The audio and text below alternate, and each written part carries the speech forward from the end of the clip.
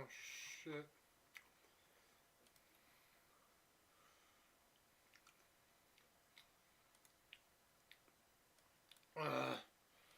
Oh my god. Oh my god. Oh.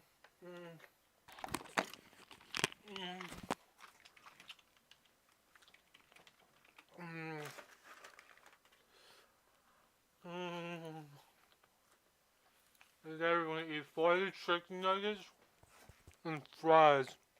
Like 35 because I gave to my dad some. I guess it isn't exact, but like, I could eat that whole thing if I wanted. For real, for real.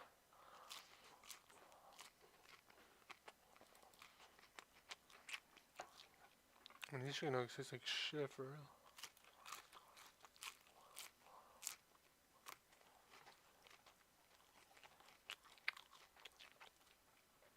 No, it's just like shit now.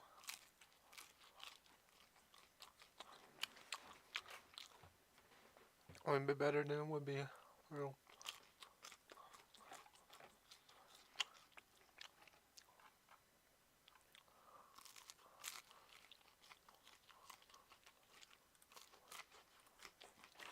Oh, a video from Eddie. I guess it's that one time a year again. You know what else is once a year? I don't know. How about something called the Super Bowl? Would you ask Tom Brady to throw footballs every single week instead of just throwing balls at the Super Bowl? No. Now, I know that possibly the most liked thing that I do on my channel now is review shitty 80s movies. And you probably saw in the title that I said that this is the best bad movie ever, or something like Glasses Fuckboy Talks for 20 minutes. Before we get into it, I have to mention that, you know, when everyone thinks of the best bad movie ever, they think of The Room from Tommy Wiseau. And here's the thing. I'm not knocking The Room. It was fun, you know, 6 years ago. But now it's kind of basic. It was fun when it was a cult thing, and I'm sorry, I'm usually not snobby about this stuff, but The Room just isn't that fun anymore. How many years can I go, oh my god, Tommy Wiseau's so crazy. Oh, hi, Mark.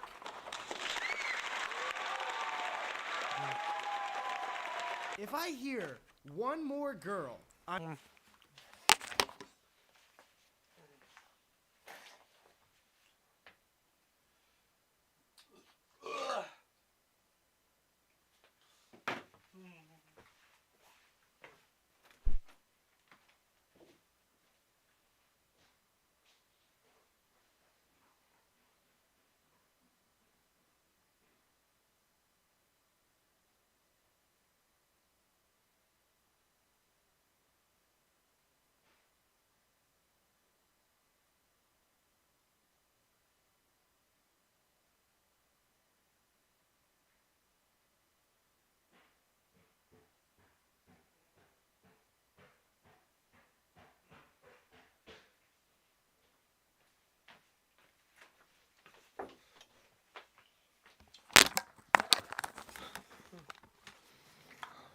on Instagram say, oh, hi, Mark, thinking that it's new and clever. I found that movie with my friends years ago. And you're just enjoying it now for the first time? Enjoying something? Not on my watch. Every bad movie video I make, I have to mention that I got into bad movies at the end of high school with my brother Tony and my friend Paul. And even back then, before The Room had a fucking movie made out of it that was Oscar nominated, before everyone knew about it, I thought that today's movie was better than The Room as a bad movie. That movie is Troll 2. The only backstory that I need to give you before we watch, because there's a lot to cover in this movie, is that you're probably thinking, Troll 2? I haven't seen Troll 1. Well, I've got news for you. Neither have I, and it doesn't fucking matter. There was a horror movie called Troll, and a completely separate group of people were making this movie, Troll 2. Its working title was Goblin. So it wasn't a sequel to the original. They shot the movie, and then some movie executive was just like, that's a sequel to a movie it has nothing to do with. So you will see absolutely no mention of a troll in this entire movie. Also, Troll 2 has a special place in my heart. It was actually one of the reasons I got into making commentary videos was this group of bad movies that I watched with my friends. And I made 2 videos on Troll 2 back in the day. Before, I would just do small scenes. And now we're doing the entire movie because I'm a pro now. I'm not some kid. Look at this fucking kid. Look at me now. I'm a man. I'm a man! And with that, we embark on this journey together. I'll see you on the other side, and also during the entire video. We'll both be here.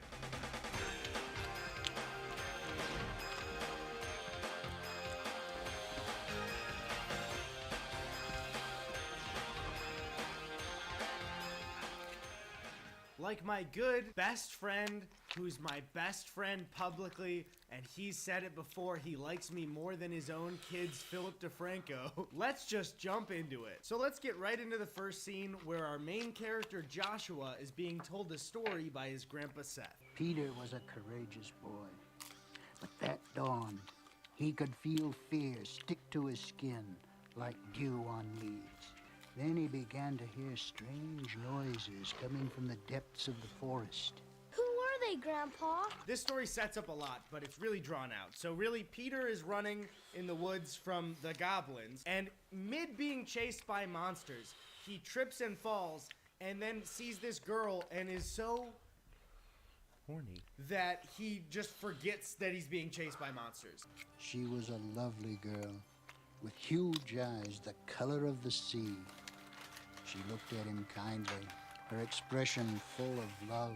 So he instantly falls in love and eats the food she offers in the middle of being chased by monsters. Goblins still exist. Your Grandpa Seth is telling you. And how did Peter end up? He began to feel ill, very ill. He was sweating chlorophyll green. Green? That's right. The color of the goblins. And that's how the goblins trap you and turn you into food. So that doesn't really make any sense, but I guess Peter was too horny to survive. Dude, don't tell me they ate him, Grandpa. That's exactly what happened. What are you doing still up, Josh? Grandpa Seth was telling me to stop. So Grandpa Seth is dead, and he's coming back as a ghost to talk to Joshua, his grandson. And instead of saying like, hey, I'm on the other side, this is what ghosts do. They float around. I'm on the other side. I love you. I miss you, Josh. He's sitting down and just going, these goblins are real, and they're gonna eat you, Josh. And also, I'm a ghost. We're gonna move fast through the intro because there's a couple of scenes in the house before they go on vacation. But the vacation, that's the meat of this movie. Before we do that, though, I have to introduce you to Joshua's sister and her boyfriend.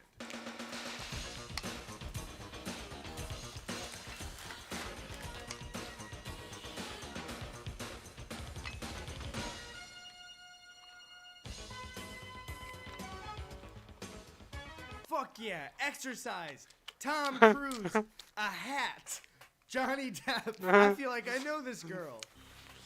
Elliot,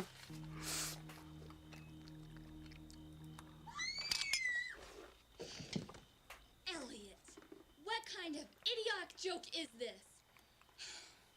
You scared the shit out of me. I'm the victim of a nocturnal rapture. I have to release my lowest instincts with a woman. Release your instincts in the bathroom. Are you nuts? So Elliot broke into her room, scared the shit out of her, then immediately tried to start making out with her. And when she hits him in the balls, he goes, "What are you, nuts? You broke it. That's a crime." And then a double crime because you didn't ask if it was cool to make out with her, dude. That's 2 crimes. You can go to jail twice for that. Are you nuts? You trying to turn me into a homo? Wouldn't it be too hard? Oh? That's not how that works, Elliot. You can't say that anymore. That's fucked up. If my father discovers you here, he'd cut off your little nuts and eat them. I can't stand you. And you? I like you.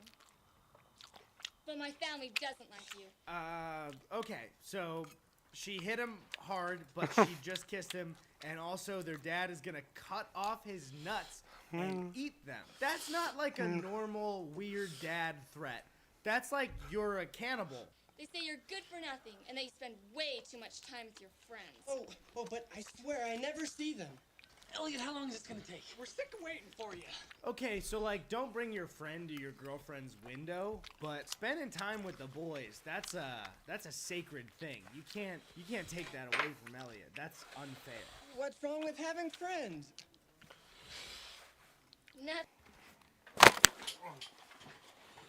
Dude, that's so filling. I love McDonald's. Bro. I need more.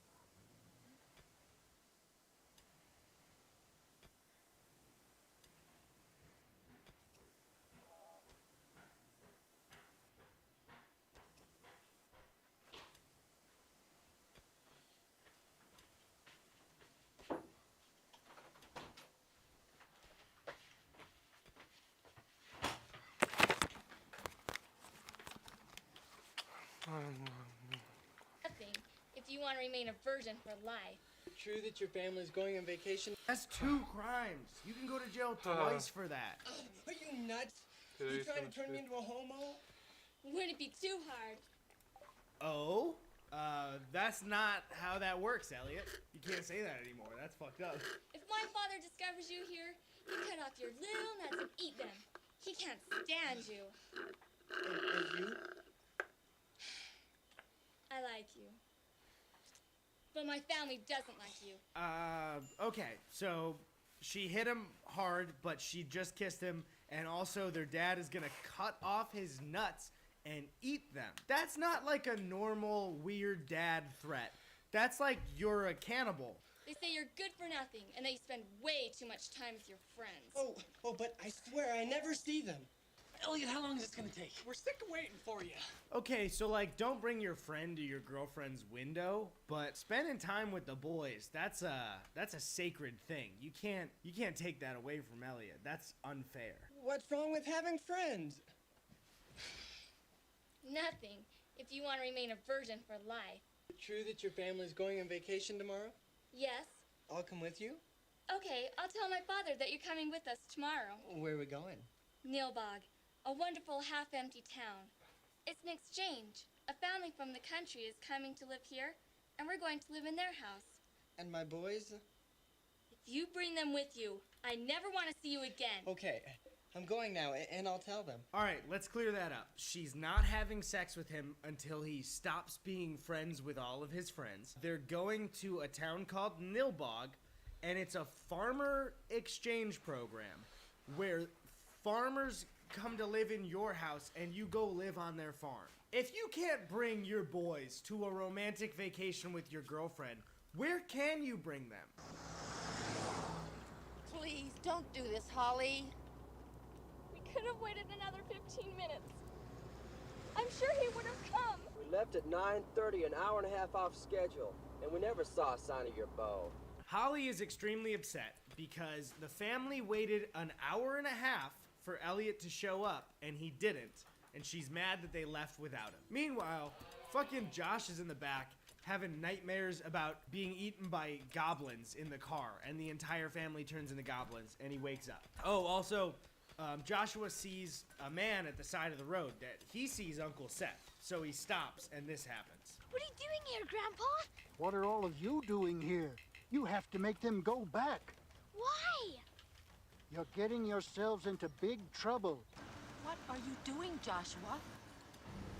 So how about it? Are you gonna give me a ride or not? He possessed a dirty hitchhiker and just endangered Joshua's life. I guess to warn him about danger, but you just put him in it, dude. Also, don't possess people. Now we've been warned that Nilbog, the town they're going to, is a bad, bad place that even gives a ghost the creeps. Also, in the meantime, Elliot is headed his way to the town with his boys.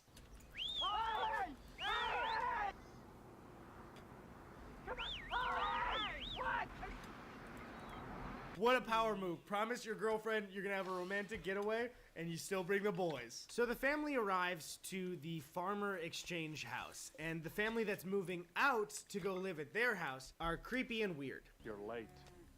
I'm sorry we had a small mishap. Here are the keys. Here are. You'll enjoy our city. It has some smog, it's a little noisy, but our house has all the major conveniences. Yeah, it's got a microwave and video, all the other appliances. Yeah. Hey, Josh's dad, stop listing appliances. They're clearly not paying attention. Hey, we have an Xbox and we have Rock Band. The drums are a little broken, but no, if you want to turn around, I just want to tell you that the pad on the Rock Band drums comes off a little bit, but you know, if you just tuck it back in, you can keep playing. You might have to do it every song though. It's starting to get real loose, but that's fine. Come take a look, everyone. Typical country hospitality. Let's dig in. Grandpa. Don't let them eat, Joshua. For the love of God, don't let them eat. Okay, so we learned from the story before, you know, if you eat the food, it turns you into a half human, half plant that goblins want to eat. You have 30 seconds to come up with some way to stop them.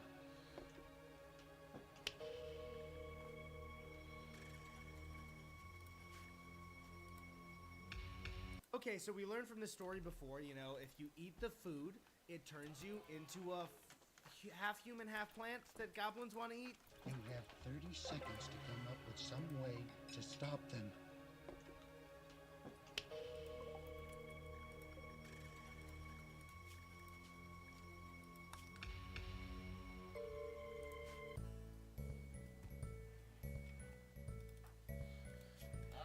Do you think Joshua will A, remove the food from the table and throw it in the trash, B, take the pitcher of green juice and spill it all over the food so it's too soggy to eat, C, remove his family and put them outside for some reason, or D, just throw the food out the window?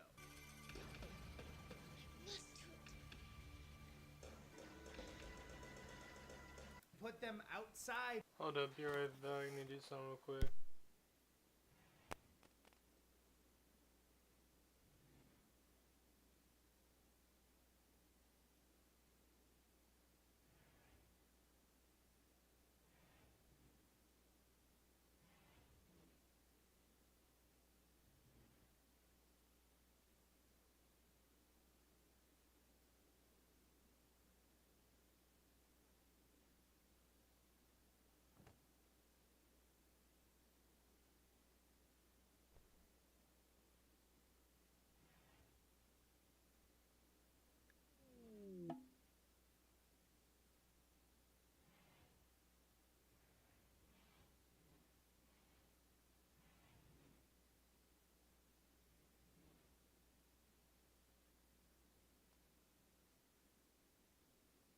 For some reason.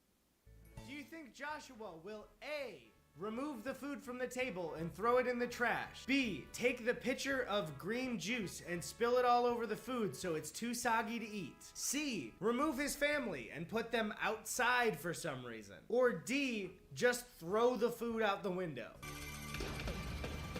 Must do it. I must do it. I must do it. Food. Do you think Joshua will A, put them, remove the food from the table and throw it in the trash? B, take the pitcher of green juice and spill it all over the food so it's too soggy to eat? C, remove his family and put them outside for some reason? Or D, just throw the food out the window? I must do it. I must do it. I must do it.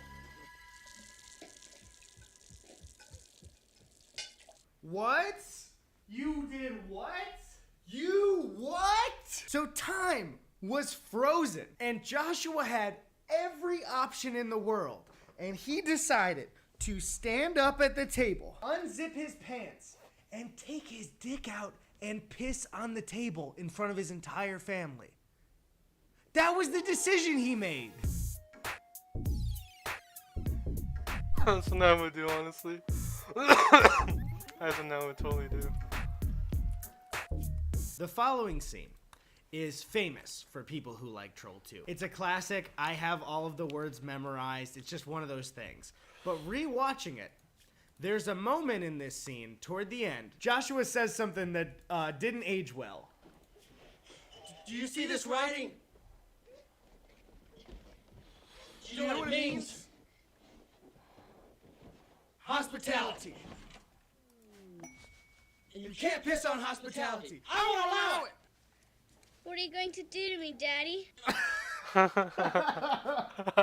aged so bad. Just looking up, what are you gonna do? I can't even say it. You guys are gonna fucking clip that on Twitter. He grabs the belts too. It's just so, it's way too perfect and gross. I hate it. What are you going to do to me, Daddy? Tightening my belt by one loop so I don't feel hunger pains. But just remember, when I was your age, I really did suffer from hunger. We'll see who gets through this. We get this kind of dark backstory that the dad was starving as a kid, and instantly, I guess, his son pissing on the food is immediately a hunger strike. What are you gonna do to me, Daddy? Oh, God. So Elliot and the boys are chilling. Do you see this writing? Do you know what it means? Hospitality. And you can't piss on hospitality. I won't allow it. What are you going to do to me, Daddy? It aged so bad. Just looking up, what are you gonna do? I can't even say it. You guys are gonna fucking clip that on Twitter. He grabs the belts too. It's just so, it's way too perfect and gross. I hate it. What are you going to do to me, Daddy? Tightening my belt by one loop so I don't feel hunger pains. But just remember, when I was your age, I really did suffer from hunger. We'll see. What are you going to do to me, Daddy? It aged so bad. Just looking up, what are you gonna do? I can't even say it. You guys are gonna fucking clip that on Twitter. He grabs the belts too. It's just so, it's way too perfect and gross. I hate it. What are you going to do to me, Daddy? Tightening my belt by one loop so I don't feel hunger pains. But just remember, when I was your age, I really did suffer from hunger.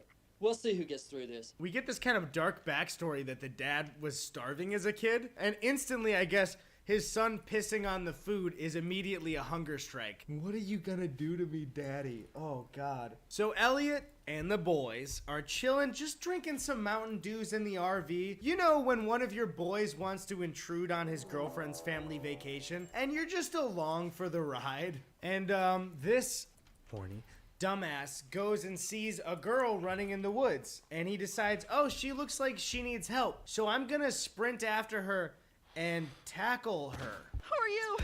Are you one of the Oh monsters? my god. Well, I've been called a lot of things, but not a monster. You're human? Very human. You want to see? He pretty much says, do you want to on his girlfriend's family vacation? And you're just along for the ride. And, this horny.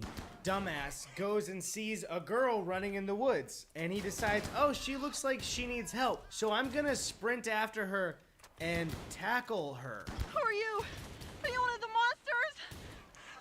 Well, I've been called a lot of things, but not a monster. You're human? Very human. You want to see? He pretty much says, do you want to see, as in, do you want me to show you my dick? Don't tackle her and then be like, you want to see my dick? Like, dude, she needs help. What are they? Monsters, what do you want from me? Wait here. Wait here. I'll take care of them. The goblins catch up to them, and he in no way is freaked out by the sight of goblins. She's just like, hey, can you take care of this group of goblins? He's like, oh yeah, no worries. I got this. Let me give you some advice, you dwarfs. Get out of here, or you're going to be in a lot of trouble. Yeah, and then they stab him. They throw a spear at him and it pierces his chest. So they seek shelter in what looks like an abandoned church, and they're met by this witch who, her acting is fucking terrible. I mean, everybody's is in this movie, but hers is like extra bad. We need a doctor, ma'am. Please call the nearest hospital. There is no hospital in Nilbog. We are used to curing ourselves. She offers them food, which, as we know, in goblin territory is a no-no. And the girl gets turned into weird plant goo, and they start eating her, which prompts this classic line from the actor of one of the boys. Let's call him boy number 2. They're eating her! And then they're going to eat me! Oh my God! So boy number 2 is freaking out about being eaten. I wonder what Holly's up to right now.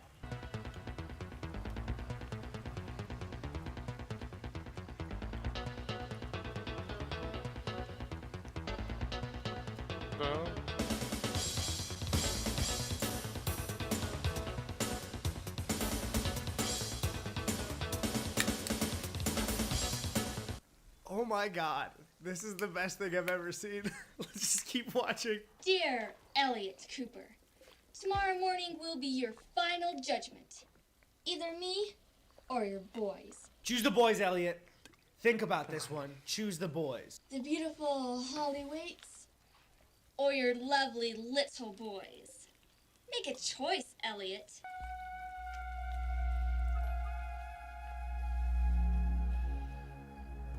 Joshua.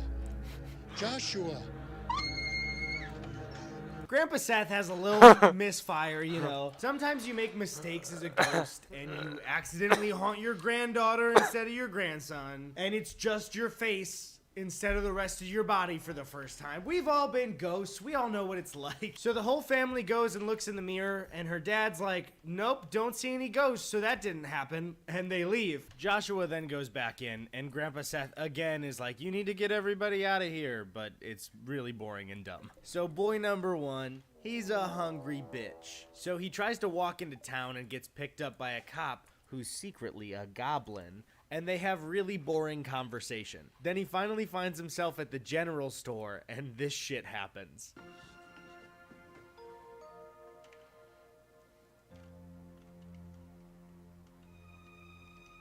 Run.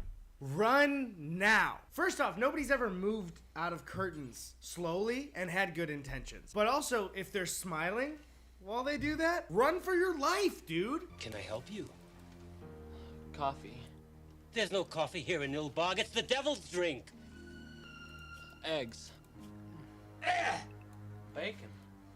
Are you crazy, boy? That's how I'm gonna order at breakfast places from now on. They're gonna go, what do you want? Eggs? Bacon? But then also if they ask if I want coffee, I'll bring them slowly in by their collar, and I'll go, I see the devil in you, boy. And that's pretty much how I'm gonna order food from now on.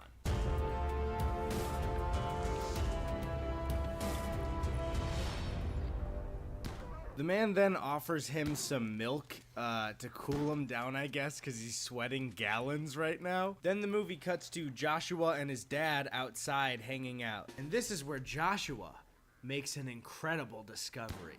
Grandpa! Grandpa Sam! Are you there? Look! It's goblin spelled backwards! Fuck you, if you haven't seen this movie, you did not notice that. You didn't think twice about Nilbog being goblin spelled backwards, and I know you didn't. You're a fucking liar if you did. I just love the idea of just naming your town what you are. So after that startling discovery, Joshua goes and sneaks into a barn, and the entire town is there doing some kind of sermon about how grossed out they are by meat, because I guess goblins are like super vegan. And they grab him by the face, like this, and try to force feed him ice cream. And this is definitely not ice cream. Joshua's dad comes to the rescue, and they both return to the house where the entire town has gotten there before them and are having a party in their honor. Josh then tries to contact Grandpa Seth through the mirror, and a goblin jumps through the mirror and tries to attack him, only for Grandpa Seth to walk out into the real world as a person and chop the goblin's hand off with an axe. And you're probably thinking that's the max amount of violence that Grandpa Seth's gonna commit. But then he pulls out a Molotov cocktail and is like, hey Josh, I know how to solve the situation. And it's this Molotov cocktail. It then gets stolen from him, and as you know, Grandpa Seth summons the power of God and hits it with lightning, so the guy starts on fire. Most of Act 3 is just a bunch of bullshit. Right after blowing up the bottle, Grandpa Seth gets banished to hell, and they try to do a seance to bring him back, which teleports Josh to the lair. So we're at the final moments where Josh is battling the witch.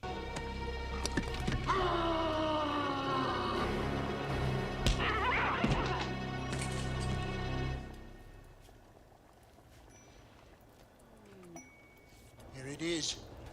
Stonehenge magic stone. The goblin's magic power. Grandpa Seth is like, hey, here's a stone wall.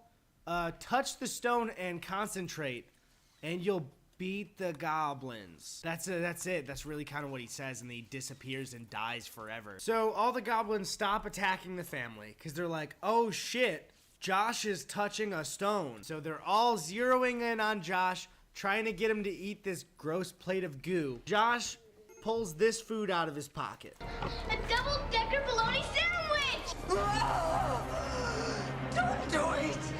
About the farts in your blood! Think about the cholesterol!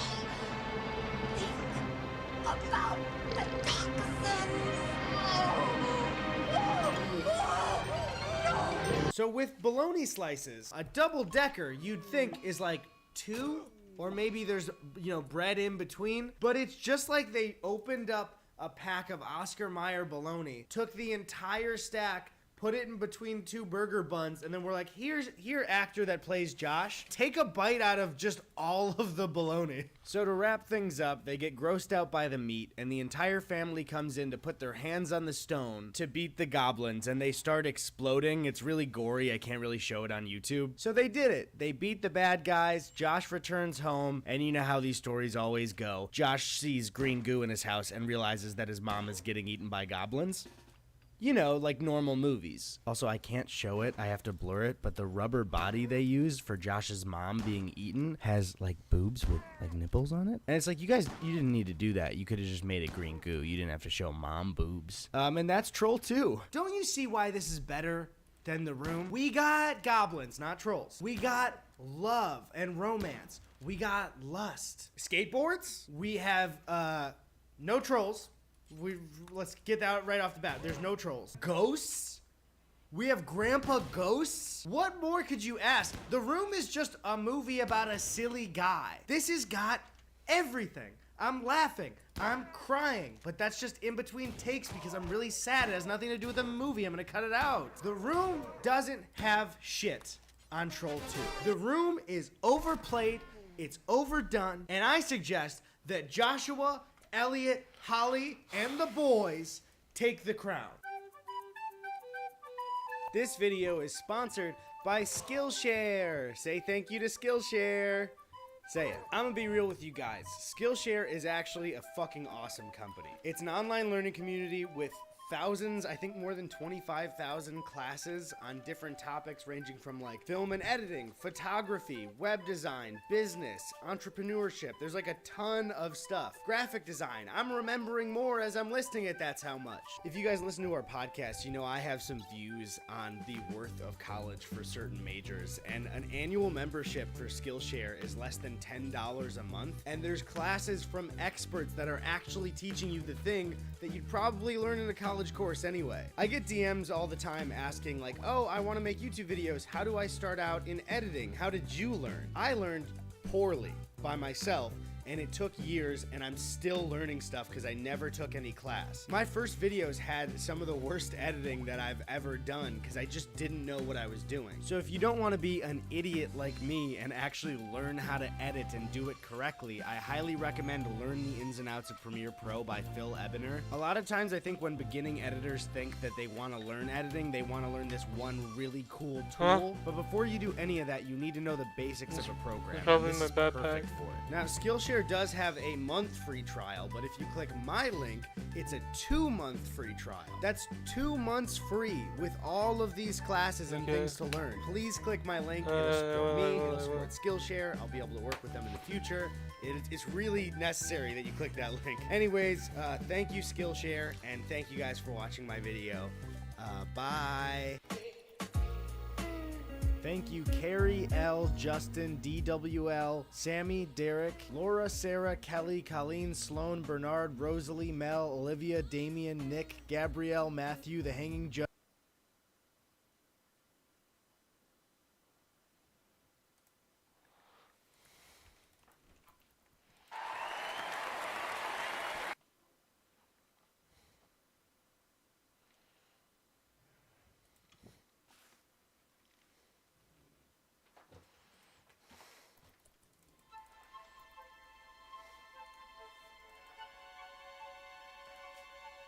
I have brought you here today to tell you the most serious story I have ever told. It is the highest stakes. It includes deceit, lies, mistruths, things that are not true, wrongies. I stayed silent on this for a very long time, and I just need to come clean to everybody. So, you guys remember when Microsoft just lied to like all of us? Kinect sensor detects both movement and sound in very sophisticated ways.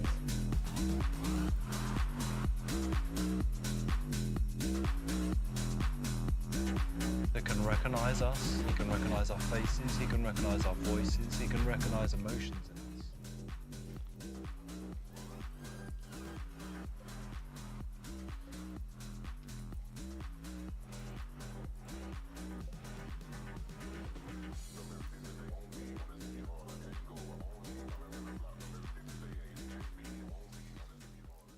It's a little bit about video games, or a lot about video games, but you can still enjoy this video if you're not a nerd. I enjoy video games, and I'm not a nerd as well, as you can see from my physique and good looks. In order for me to tell this story, we need to go back in time.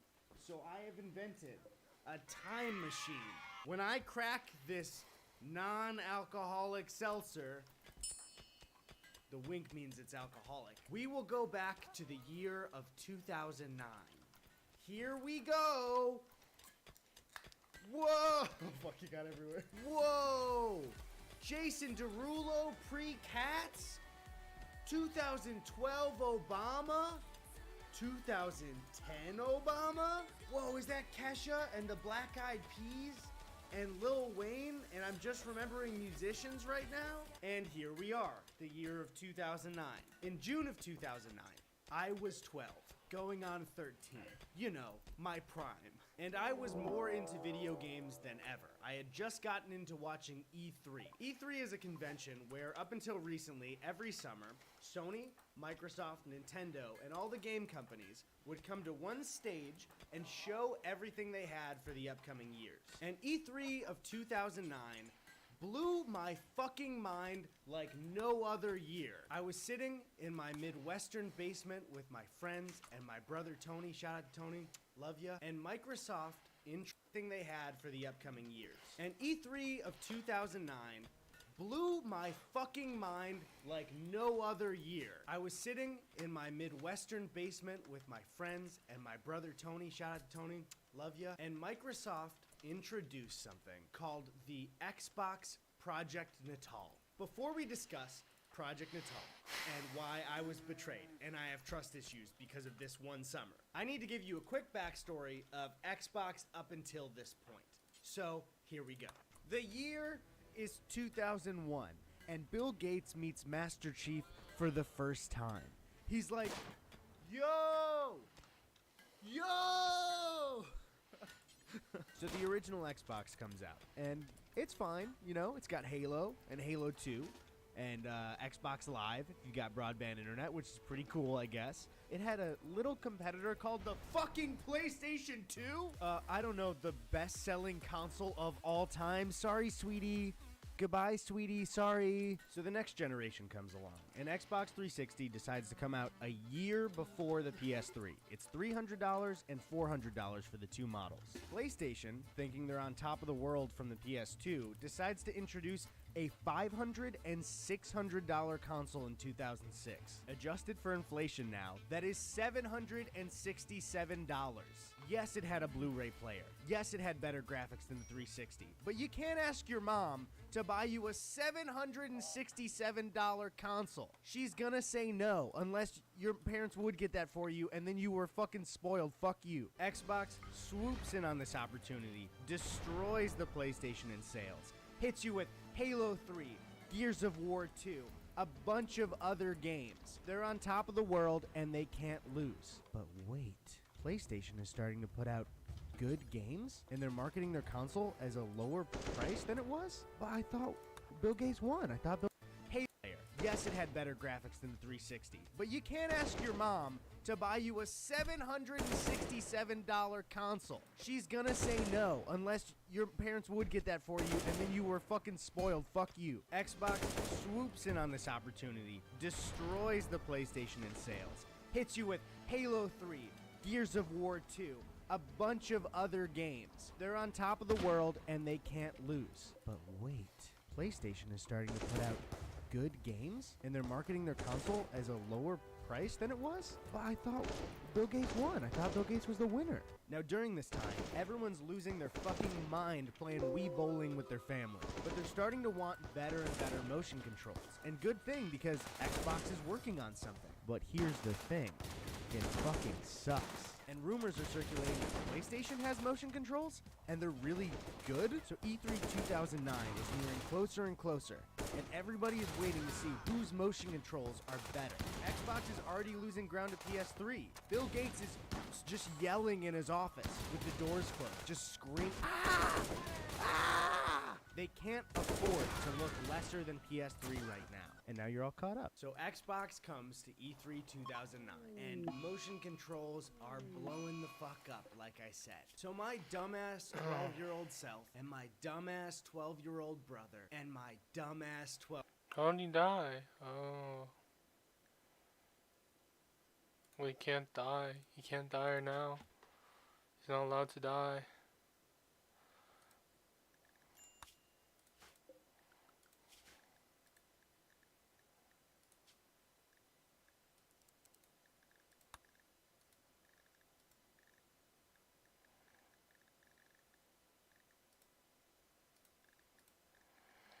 And he's dead.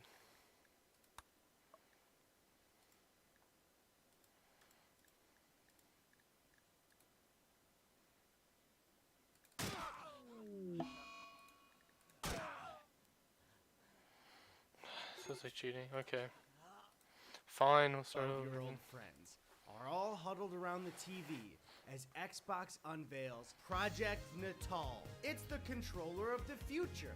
It's a camera that senses your whole body. You no longer need your stupid fucking fingers on a controller because your body is the controller. At the time, the only motion controls we had were the Wii controllers, where you just kind of shook it. And Xbox is coming out saying, we can track your entire body, we'll know your face, we'll know your voice. We're the highest tech shit to ever come out in video games. And being the 12-year-old dumbass that I was, I believed them. And during this, Microsoft lied and lied and lied, and we're gonna look at each one of them. So here it is, lie number 1. I'd like you to meet a boy called Milo. Now, I wanted to start with a thing called Milo, because it was the thing that shocked me the most when they showed the Kinect, aka Project Natal at the time. Science fiction writers, filmmakers, they haven't imagined what we're able to do today. We've been experimenting with something here. I'd like you to meet a boy called Milo. He's a character that can recognize us, he can recognize our faces, he can recognize our voices, he can recognize emotions in us. Now you might be thinking, did I hear that correctly? They made a virtual boy? There's a boy in there? I love how he says science fiction writers have never even thought of shit like this. It's a computer boy. And I'll have to say, yeah, they did. There's a lot of AI characters in science fiction pre-2009. They haven't even dreamed of Milo. A virtual boy that you are friends with as an adult? This is Claire. She's going to introduce you to Milo. Hiya Milo, how you doing? Hi there, you okay? Actually, I'm a bit nervous. You? Nervous? I don't believe it. This is the first time that thousands of people are going to see this. No. Here we're seeing Claire being recognized. And the emotion in Claire's voice being recognized. Dumbass And me. that emotion reflecting in Milo's face. Now, what he is saying is not possible. Even now, it's just not. In a video game, you can write a really advanced AI that could, recognize what you're saying, sure, and respond, but not voice acted by the voice actor. That's why, Siri is a digital voice. They don't have the time, or the money, or the imagination to record that much. So this is already bullshit. I was thinking today you should let me beat you at football again. That is if you finished your homework. You have finished your school project. What happened there is that Claire knew Milo so well, she knew that he was worried about something. Oh, Milo and Claire are just BFFs, and she detected something was wrong. He showed it completely. But also, again, this is just so acted. If you don't watch E3 stuff, every single year, companies lie about video games. They show fake versions of the product because it's not done yet. The problem with this is that they're having a voiceover from the creator of the game tell you that everything's real while they're faking it. So then Claire continues to talk to Milo, and they cut to this clip of her putting her hands in the water and splashing around with her reflection. There Claire is, in Milo's world. She's in that pond. It's all fake. Everything about Milo is fake. I know that because it never came out. It was just bullshit. They clearly made a fake pipe dream product when pitching the Kinect, so people thought it was capable of more things than it was. And if you're thinking, that's kind of a stretch, you're putting words in their mouth, why don't we check an IGN interview with the creator of the game 2 years ago? It was a disaster. It was a train wreck. It started as this device which kind of could do everything itself. Yeah. It didn't take up any processor power. The field of view was could encompass the whole room. Right, yeah. It ended up being none of those things. It ended up being a device which was, you had to sit in a very small arc to get it. And as you said, the promise is so big. Yeah. You don't have to say anything. You just think, oh my God, my console can see me. Right. That's the promise. But the actual delivery of that promise fell so far short. So they seem to have lied to the developers as well. It was just not capable of the things they were promising, but they were showing us all anyway like it was. That is fucked up. Also, the game never came out. So, is Milo still in there? Do we need to go get... Is he okay? You can't just build a virtual boy meant to have friends and then leave him in there the whole time. Is Milo like 27? Is he alright? 100 hours ago, this drum began to beat to signal the beginning of something new. Alright, so you're an executive at Microsoft, specifically Xbox, and you've just put millions of dollars into new tech that kind of sucks. Logically, the next thing to do is pay for a Cirque du Soleil collaboration and air it on G4. Hey everyone, I'm Jeff Keighley, and over the next half hour, you're about to experience a spectacular, one-of-a-kind performance inspired by the idea of controller-free entertainment as imagined by the masters of live entertainment, Cirque du Soleil. Nothing will get the kids excited like French gymnasts doing weird arts. I actually really like Cirque du Soleil. It's really cool, but kids don't.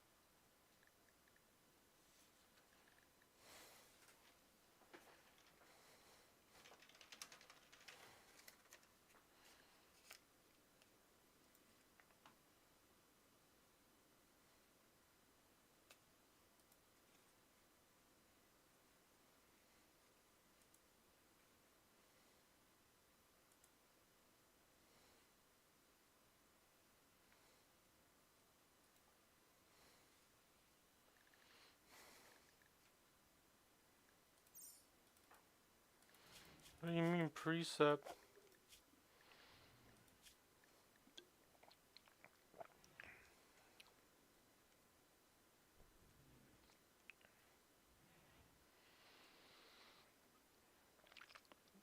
What precept is this? What? Oh, that's where the carbine is? Okay, but what's this precept thing? Because electric or what?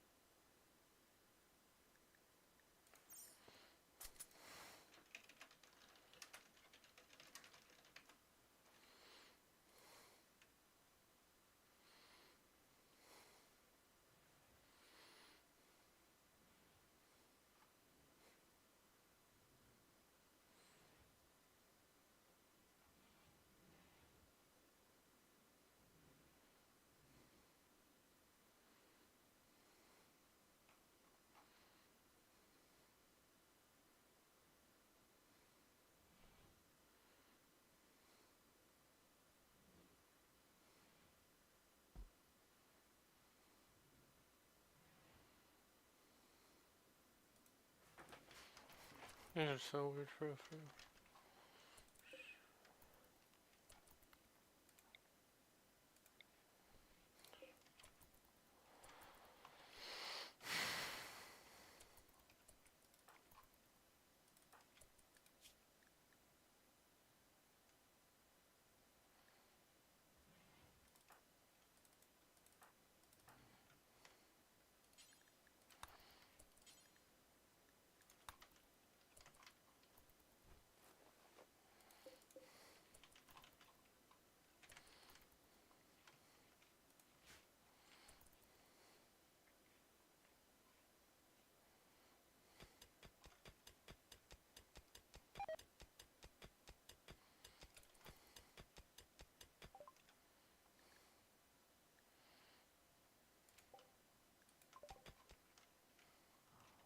Shoot, if you have the traders. Man.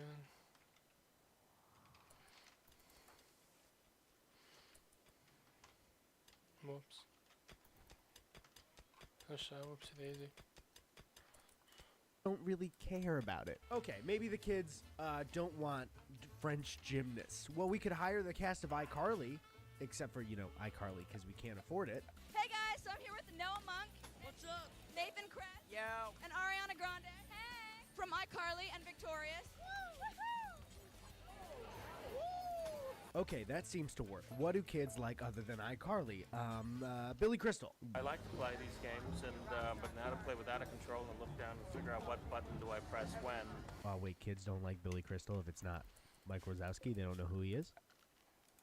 But we already paid him. Okay, well, it's happening now, so we just have to let it happen, I guess.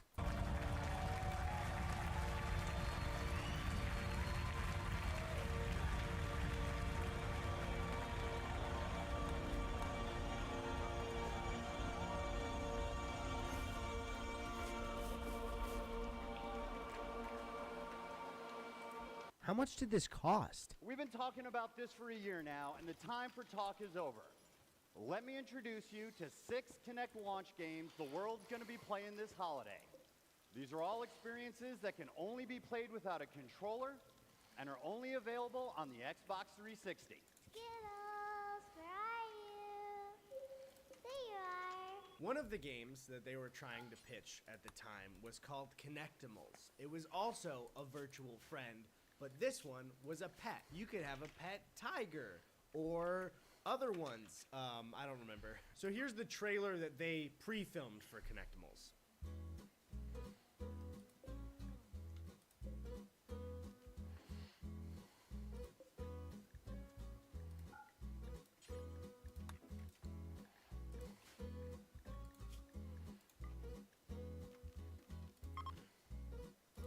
Looks nice, right? You can pet animals and have fun. It's like Nintendogs, but with your real human hands. They had to do a live demo, and you can't do a live demo for something that doesn't work. So what Xbox did for this and many games you're about to see is they pre-recorded the game footage, and then they hired actors to fake play it in front of an entire stage and live stream it. Right.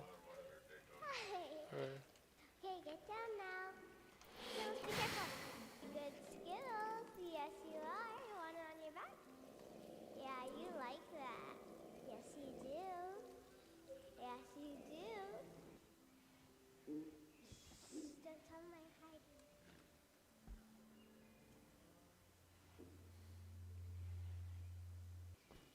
Skittles, I'm back. Hi. We have this bizarre thing of Xbox hiring this little girl to pretend to play with a fake pet that isn't a real functioning game at this point. They can pretend like it's bullshit and then sell you a product that was bullshit. Is that allowed? Why is that okay? Ready? Ready. 3, 2, 1, jump! Oh. Yeah! Look at the water. We can go anywhere. Okay. Kinect Adventures was supposed to be the Wii Sports of the Kinect. It was just a bunch of mini games that you could play, and it would track your whole body, and you could play with friends. So here is Xbox's trailer for Kinect Adventures.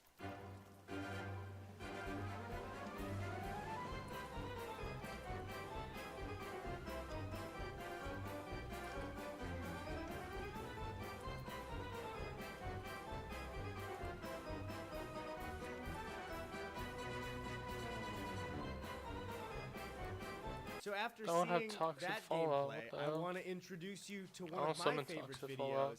Failed Xbox 360 Kinect Adventures live Macy's demo video. I'll summon it just because this will be cheated a lot. So, and it also said toxic fallout, but never think you submitted toxic fallout.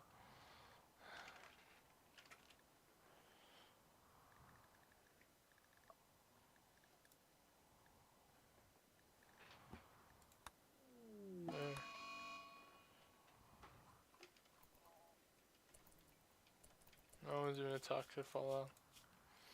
Data boy.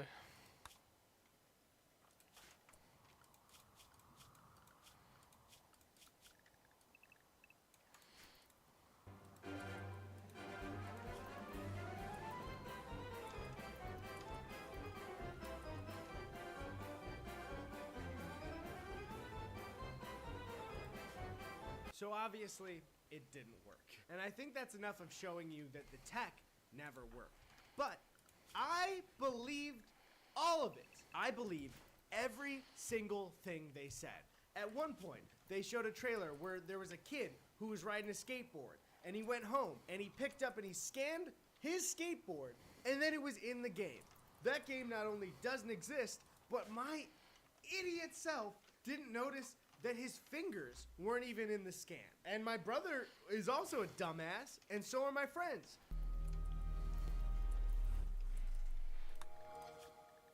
I bought into it because I was a dumb child. This is why these companies can't advertise like this, because I haven't shared in the video yet. Guess who bought a Kinect? This fucking loser. I don't care if it doesn't apply to you. It matters to me. I was lied to, and I demand an apology from Xbox. Bill Gates, I demand to speak to your manager. Phil Spencer, CEO of Xbox, send me an edible arrangement, and we're good. So to close out this video, part of it is something that I say in almost all of my older videos. I haven't been saying it much lately. But again, if you advertise poorly when you know there are kids in the audience, you're gonna trick them. My parents wasted $120 to try and make my brother and I happy, and Xbox kind of ruined my birthday. So thanks, Mom. Thanks, Dad. Fuck you, Bill Gates. You probably had nothing to do with this, but fuck you. So thank you guys for watching. There will not be the distance between uploads between this one and the last one. Also, my merch store is currently down. I'm switching some stuff up. So sorry about that. Merch will be back better than ever soon. And now a word from our sponsor. Hey, this episode is sponsored by Raycon. Thank you, Raycon. Everybody say thank you. What's that? Oh, hello, Ray J from music and the thing that, Ray J, you have a secret to tell me. Weird. What's that? Raycon earbuds started about half the price of any other premium wireless earbuds on the market? That's nuts. Get out of here. And they sound just as amazing as other top audio brands you know. Their latest model, the E25, is their best one yet, with 6 hours of playtime, seamless Bluetooth pairing, more bass, and a compact design that gives you a nice noise-isolating fit. Ray J, come on, man. It also comes in new fun colors. Ray J, come on, man. That's too good. All right, actually, dumb bit aside, I use my Raycons every day, and I have since I got them a couple of months ago. I think back in November. I run with them every day. They're fucking awesome. Like, actually. I don't like the earbuds that are hard. They don't fit with my ear right. I love plugs, and Raycons are just good. They actually are. Somebody just started leaf blowing outside, but go to buyraycon.com/Eddie for 15% off your order. They're good headphones. Go get them. Go do it. That's it for the video. That's one wave goodbye. That's two wave goodbyes. You're still on the video. That's three wave goodbyes. I'm waving again and you're not gone. What do you do? This is 5 or 6? I lost track. Here's 2 at once. Get the fuck out of here. Thank you, Derek, Justin, Carrie, the Herdsman, Bernard, Gabrielle, Dom, Mallory, Anthony, Laura, the Hanging Judge, Olivia, Sarah, Nick, Brand the Raisins, Mel, Jonathan, Joaquin, Cheech, Olivia, Alabance, Aurora, Dave and Janet, Amanda, Reese, Diana, Megan, Nichiban, Haley, Jackie, Josie, Alex, Lisa, Cybercase, Chelsea, Brandon, Ezra, Malin, Peter, Karek, Player N, Shelby, Diddy, Mallory, Gerard, Kelsey, Brandon, Sean, Anthony, Lauren, Kira, Charlotte, Ethan.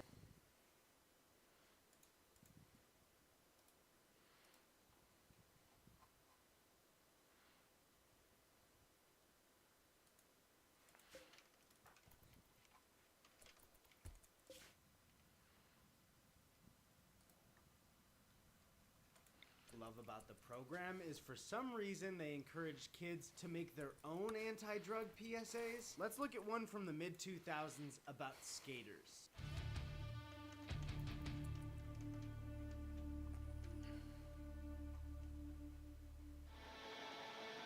Okay, Okay, quick side note. That's the sickest fucking title card I've ever seen in my life. Rock on, dude. That looks good. Yeah. What's up, guys? Hey, you seen Mike skate lately? Yeah, he's here all the time. He's really good. Fuck, Mike is so cool. You guys want to feel good? What's going on, guys? What is that? Nothing. Oh no. She's gonna have to tell Mike about the weed. Mike's the coolest guy around. What are you gonna do? Come on, give me that. How are you gonna be any good on your board if you're doing this stuff? Hey, Mike, what's it gonna take for us to skate like that? Well, first off, this has nothing to do with it. It takes a lot of time and practice, dedication, and stay away from What the fuck, Mike? It's not even weed, it's a fruit by the foot. You're right, Mike. Right on. You said it, man. Sweet, bro. Yeah, man. Honestly, I can't even really make fun of that one. That's maybe the best anti-drug PSA I've ever seen because I want to be Mike so bad. Now, not everything was directly a DARE program, but even moving into the 2000s, there were still these fucking weird student-made informational videos that I don't understand. It really does feel real when the game gets you, makes you do stuff. I know, doesn't it? Yeah. Here we go. Does smoking marijuana make you someone special? Like part of a really important crowd? Are you two going to try it? I don't know, man. Well, Game, what do we need to know about it so we can decide for ourselves? Well, I have some good news and some bad news. No, what is that? Tell me what that is right now. What was the intention for this thing? Did they think that they were gonna green screen everything but his eyes and his lips and they were gonna be able to do something cool with it? They're calling him the Game? Is he supposed to be a video game? What video game have you ever played that looks like this guy? Good news and some bad news. And while there is no good news about kids and marijuana, that's always bad.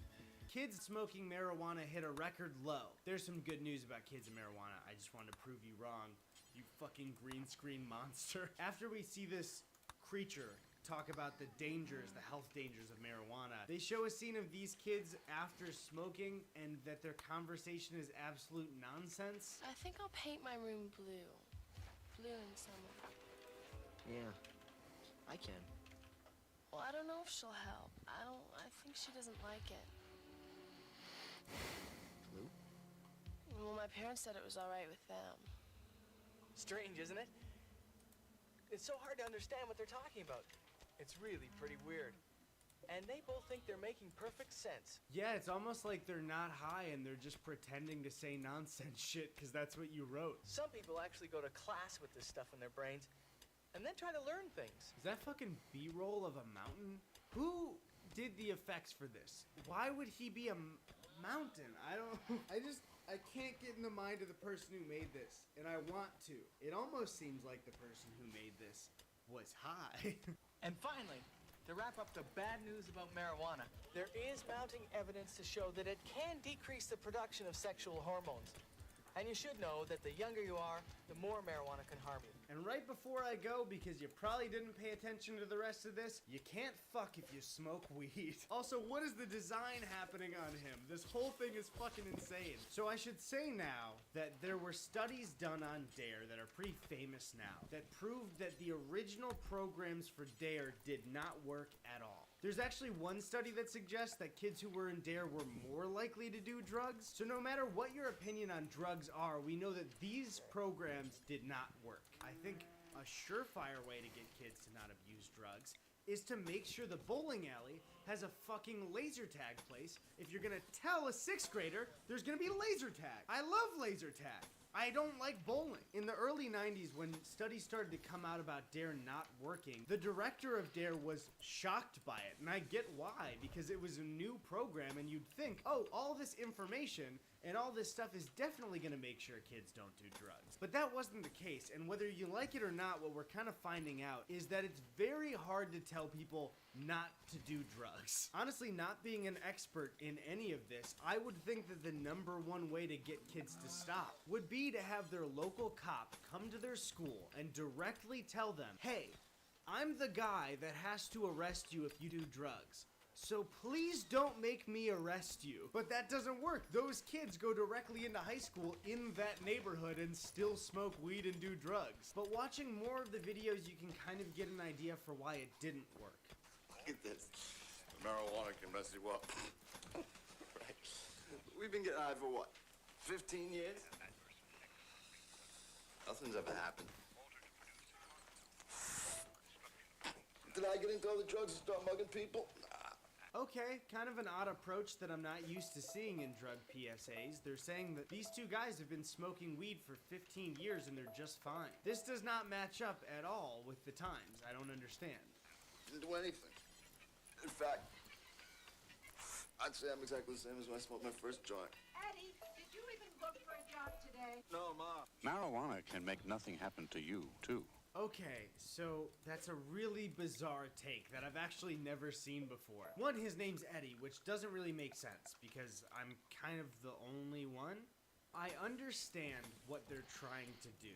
There's a real thing of kids in high school, not all of them, but certain kids who start smoking weed and they do it too much. It hurts their grades and their productivity and their friendships. Abusing any substance can result in negative actions. But if you make an ad like this, people who smoke weed just want to say fuck you to that because they might be productive and see that, and it might make them want to do it more because fuck you for telling them not to. And that was a big thing, is that if you look at the timeline for it, the late 80s crossing into the early 90s is when DARE was in full swing. And that's where parents and police officers and teachers were telling kids, don't do drugs. Don't ever touch drugs. But that's also the time that rap and punk rock were becoming mainstream, and the attitude generally from kids in the early 90s were fuck our parents and fuck our teachers, and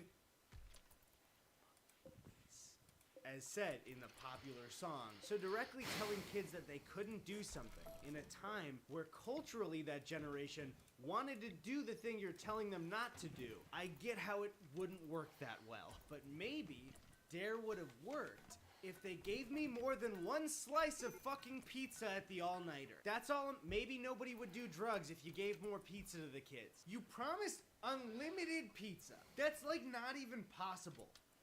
Why would I believe that? I'm so stupid. Don't do drugs. No. Oh, don't you do it now. Don't do drugs. So I forgot to film one more thing. Give me another break, dude. Just to start the positives off, I forgot to mention their anti-cigarette campaign. Just from personal experience, I think a big reason I didn't smoke cigarettes as a kid was because of the lessons DARE taught, and there's no direct study saying DARE specifically brought smoking numbers down because there was a lot of factors to it, but smoking is definitely way lower than it was in the 80s. So it looks like they had a large hand in dropping the cigarette smoking numbers. Now, the cool thing about DARE, because DARE's really cool, is there were some lessons that had nothing to do with drugs. There was some that were teaching you not to play with guns. They would give valuable info, like if you see a gun and there's no parent around, call the police or get a parent, never pick it up, never assume a gun isn't loaded, just things, to make sure that kids didn't hurt themselves. But the way they would do it was so fucking weird. Here's a series they did called Retro Bill's Safety Tips. What should you do if you find a gun? What should you do if you find a gun? Did I say gun? I sure did. Guns and other weapons are dangerous and should not be handled by kids, which is you. I hate how fast it moves. It's everything's too fast. Never touch guns or bullets. Never touch other weapons such as knives. If you find a gun or other weapon, don't touch it. Tell your parent, a trusted adult, or the police about it. Right on. Hold on, Retro Bill. You're going too fast. You're so cool, and the cameras are moving so fast I can't bring it all in. You're not cooler than Mike, though, that's for sure. Don't even fucking try, Retro Bill. Look at you. You'd never be Mike. If your parent or guardian keeps a gun or weapon in the house, follow the safety rules that you've set up with them. Remember, don't touch or play with a weapon that is kept at home. Actually, you're winning me over, Retro Bill. This is some fun. You're giving me info, like keeping it light. I like this. Did you know that every day approximately 6 children and teenagers are killed by gunshots? No way. And of every 8 children who die before the age of 21, 1 child dies because he or she was shot. Jesus Christ. What else are you gonna tell me? Hey guys, Retro Bill here. Did you know everyone you know is was gonna die one day? Did you not get a 4-year degree and you make YouTube videos in your room and you're really scared that it might end one day and that people might just decide that you're stupid and give up? And your entire dream dies in an instant because people finally decide that they don't want to watch you anymore and it just crumbles in front of you? Whoa! So after like a decade of research against what they were doing, Dare finally decided to change their tune. They rebranded with a new program that was called Keeping It Real. In the article in the Washington Post, it says that on their tax filings, they actually changed themselves from being an anti-drug program to just helping kids make good decisions. And that's what the Keeping It Real program is actually about. It's not about scaring kids about drugs, but it's trying to teach them to make safe and good decisions throughout their childhood, which is good. But the thing is, there's just no real research yet on whether that's working. Either way, though, just for the conversation, it's a better approach to treat kids, you know, with respect and not try and scare them into not doing something because they'll probably just end up doing it anyway. But recently, this young, cool, handsome dude came with a new plan that's even better than Keeping It Real. It's called the We Have Actually Laser Tag and Unlimited Pizza and Arcade Games Initiative, and it's 100% effective. Sure, there's no research on it yet, but I can guarantee you that this is the right way to go. So Dare, if you would please just contact me or maybe state publicly that I was right and that you're sorry for not giving me unlimited pizza and laser tag and arcade games, all will be well and kids will stop doing drugs forever. So, I don't know, you're welcome, America.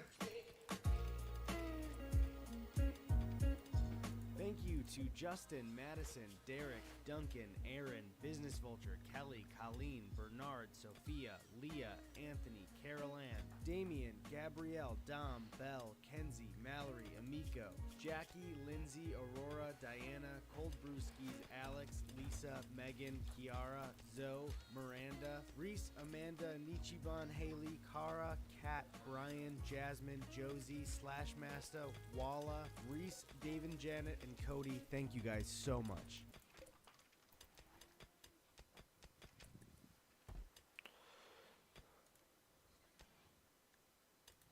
Hold up. Okay. Time to make a log. Shit. Shit.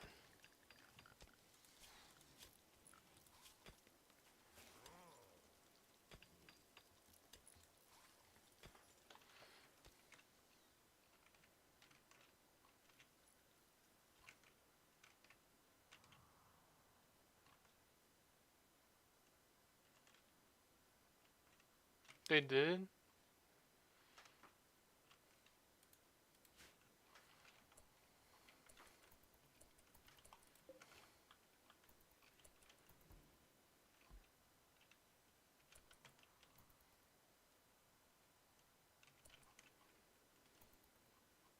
Huh.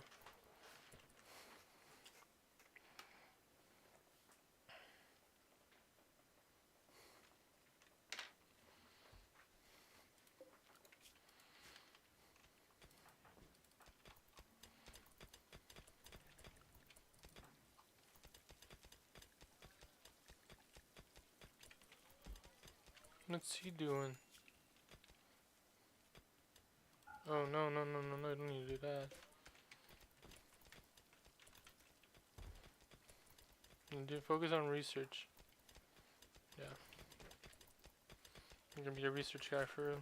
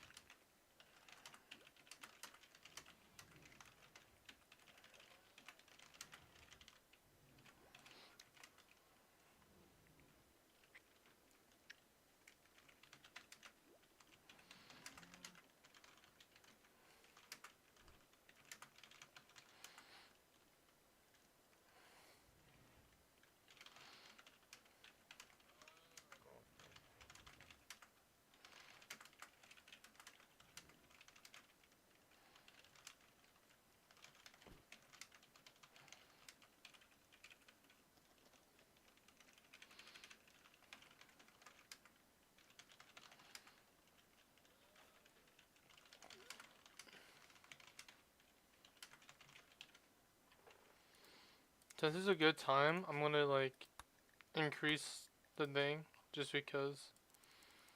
There.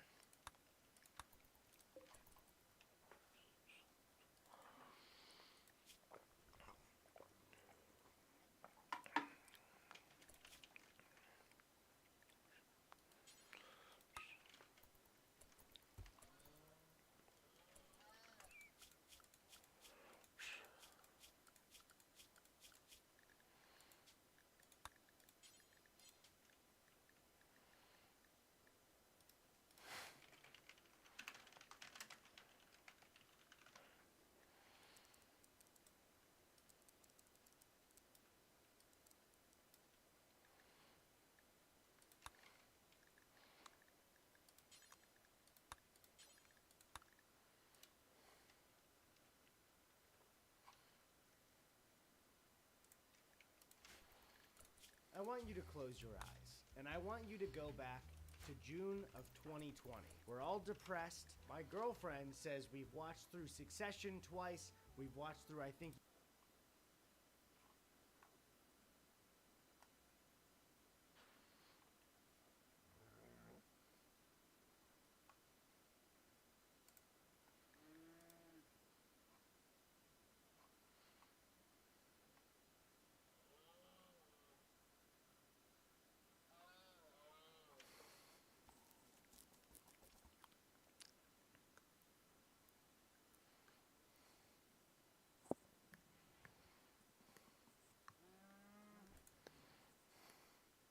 hey, fellas.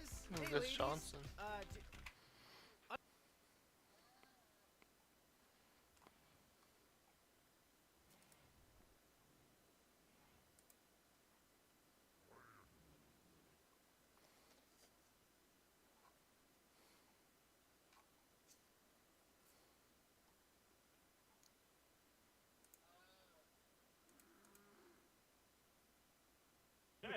So next we got Cajun D with a 1-star review, and they say, all I gotta say is...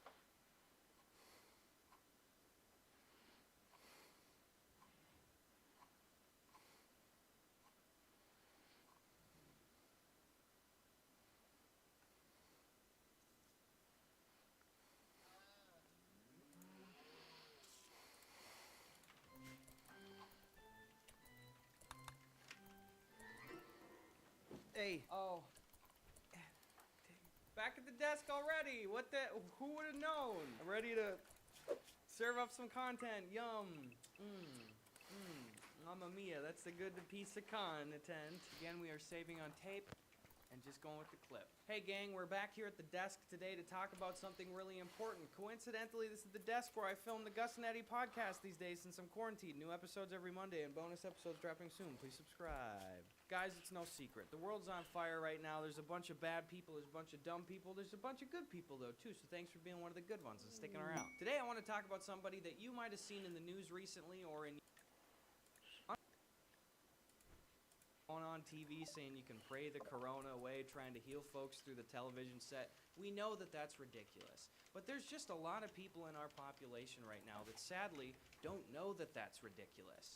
And I'm sure many of you have been trying to have conversations with your parents or your grandparents in the last few weeks. And honestly, I think I speak for a lot of younger folks when we say that there just are a lot of older people that are not taking this global health situation seriously and are honestly trying to just brush away any sort of fears or concern.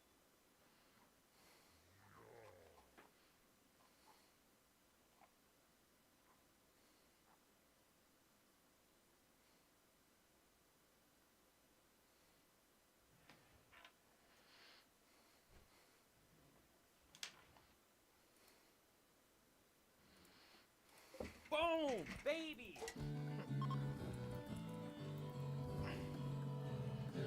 We're back at the desk. Okay, now time to tear down others to make me feel better about myself. Got another Christian video alert. Christians only. There we go. Check it out. We got new shirts for sale. We got the When Is It Okay meme on the board on a shirt just for you. They come in white. They come in black. The link's in the description down below. Please go pick one up. It's the absolute best way to support what I'm doing on the channel. Speaking of merch, by the way, my brother Sven Johnson just launched his first ever merch, Beat coastal clothing. Looks dope as hell. It's now available for sale. I'm going to put the links to my merch and Sven's merch down in the description down below. Please go pick up a shirt. It helps us out a whole lot. Go subscribe to Sven Johnson. That would be the best birthday present ever that I could give him. I didn't get him anything else. Please let me use my influence to save money. That's it for the business. Now into the memes. Today we're talking about one of our favorite mad lads on the channel. I did a sketch about him a number of months ago. It's your boy, Steve Harvey. Talk show host extraordinaire, game show legend. Steve Harvey has begun creating a new series on his personal YouTube channel called his Motivation Series. Now, if you look at the thumbnails and scrub through the videos, you'll notice that Steve films these videos on his various sets of the TV shows that he's on. Steve has long been a preacher of the Lord's word, but now he's taken it to the dead sets of his TV show between shoots to tell his studio audience lessons straight from the mouth of God. So we all know Steve is a man of intellect and honesty. So why don't we take a little peek into the world of Preacher Steve? I don't know nobody that's not trying to be happy or successful. If you're not trying to be those two things, something's seriously wrong. First of all, it's absolutely hilarious to watch Steve try to preach to these people because he'll often get really emotional and very serious. And you'll see dozens of like PAs walking around in the background. Steve will be out there saying like, you gotta pick yourself up, man. You gotta get yourself out of the hole. I came from nothing. And then you got this PA, hey, Mr. Harvey, where do you want me to set this lamp? This video is called, Are Your Prayers Too Small? Now, I had heard these scriptures growing up, but it didn't sit with me. By the way, the camera work on a lot of these videos is absolutely sickening. It's just a bunch of Steve, whoa! Sorry, I kind of took Leon Lush's bit of zooming in. Subscribe to Leon Lush. A lot of the problems I was having is because what I was asking God for was the wrong stuff. I kept going to him too small.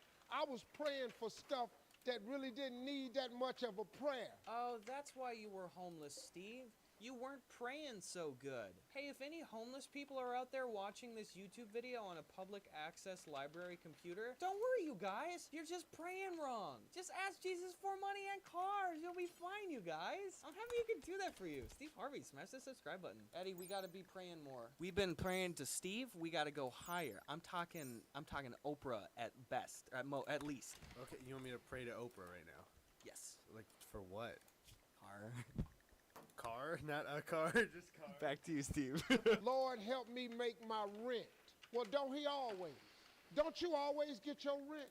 Steve is telling you, you idiot, why pray to God for your rent? Doesn't he always give you your rent? No, fucker, you put in 10 hours at FedEx Kinko's for your rent, dipshit. You think God is doing that? You think Steve's doing that? What about, suppose you said, Lord, help me make my mortgage. You think God don't know you ain't got the down payment? You really think God don't know you need another job? He know all of that. You idiots. This is God. You don't think he doesn't know you don't got the... I didn't remember. Can we get that quote again? What was that? You think God don't know you ain't got the down payment? You think God ain't know you don't got the down payment? I didn't. You get the pieces. Put it together. See, you've been blowing it. If you up your ass, he ups his gill. That's his promise. Lord, help me fix my car so I can make it to work. Stop praying over these raggedy cars. Why don't you ask God for a car that don't need fixing? That's got to be one of the most out of touch, off base, privileged asshole things I've ever heard anybody say. Stop praying over these raggedy cars. Why don't you ask God for a car that don't need fixing? This is what I'm talking about with these celebrity motivators. Don't you think people fucking know their car is raggedy? Fuck you, Steve, and your bullshit. You got $100 million, shove it up your ass. Why don't you ask God for a car that don't need fixing? Oh, you think that's too big for him? Is that it? Oh, that's too rich. I love that he puts it on you. Oh, you think that's too big for him? Oh, I'm sorry. Are you going toe-to-toe with God, you fucking mortal heathen? Wait for it, for surely it will come at an appointed time. That's in your Bible. That's in the copy you got. That ain't in the rich people's Bible. That's in the copy you got. The rich people have their own Bible? What does that even mean? That's not in the rich people's Bible. That's in your... That's why they're so rich. It makes sense. Because they got the good Bibles. That's why it's called the good word. You know, some rich people don't really have degrees. These videos are such hilarious quote factories. You know, rich people don't really have degrees. Education ain't in the Bible. Harvard is not in there. Someone's got to start putting these on shirts. Education ain't in the Bible. Harvard is not in there. All right, let's watch Expose Yourself to Better Things. You can't Google success and you can't Google exposure. You can't Google now one of them things. Matter of fact, go home and Google it.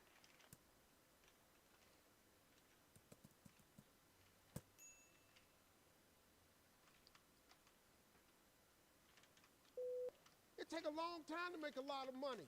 You can't just go make money because you got Google. You can't just go make a lot of money because you got fucking Google. You stupid idiot. Well, suck on this, Steve. I make all my money on Google. Jesus Christ. Let me show you something. When you get on an airplane, you ever notice when you walk on an airplane and you walk past first class, they bringing out a hot washcloth. You can wash up. They giving out, passing out menus. Everybody get hot nuts. This video is absolutely hilarious because Steve goes on and for 3 minutes just basically describes what first class flight is like on an airplane. You get all you want to drink. You ain't got to pay for the headsets. You get to watch the movies free. You get a choice of what you want to eat. The seats is wider. Your knees can't touch the seat in front of you. It can't. The overhead space is plentiful for everybody. That there's actually room on each side of you. You can slouch in your seat. Your arm does not have to touch the other person's arm. They're gonna bring you a hot towel. You ain't got to buy the headset. And really the thesis of this entire video, the moral of everything he's trying to say is that once you've had first class flight, it's really hard to go back because it's really nice. Like what? Where the hell does God fit into that? There's not even a scripture you can tie this to. Oh my God, let's watch another one. We all live inside a bubble, right? We go to church here, we work over here, we go get our coffee over here, we go to this park over here, we usually go over here to, you know, hang out with friends. Even the camera guy's like backing away like, ooh, careful, Steve. We're gonna go attack this guy over here, kill that man with a camera over here. You put extra on top of ordinary, and you come up with extraordinary. It's no other way. I'm sorry, but here's the fact. Steve, he's not even standing in the frame for half the shit. Listen, you guys gotta stop being poor. Steve. Seriously, what the hell, you guys? Steve, could you come back? Rich people don't sleep 8 hours a day. Rich people don't sleep 8 hours a day? Okay, kind of a bold claim. I'm sure there's a lot of stuff I could say to refute that, but let's hear him out. Let's see what else he's got to add in terms of... What do you mean component in Rimworld?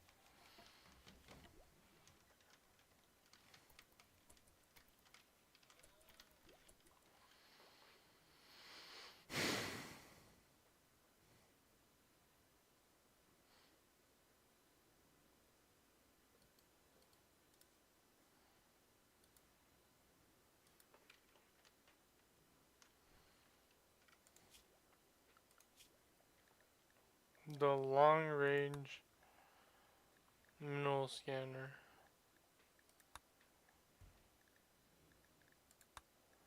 What should we need a high-tech research bench for? Research? You cannot be sleep 8 hours a day. You can't live in LA and wake up at 8 o'clock in the morning.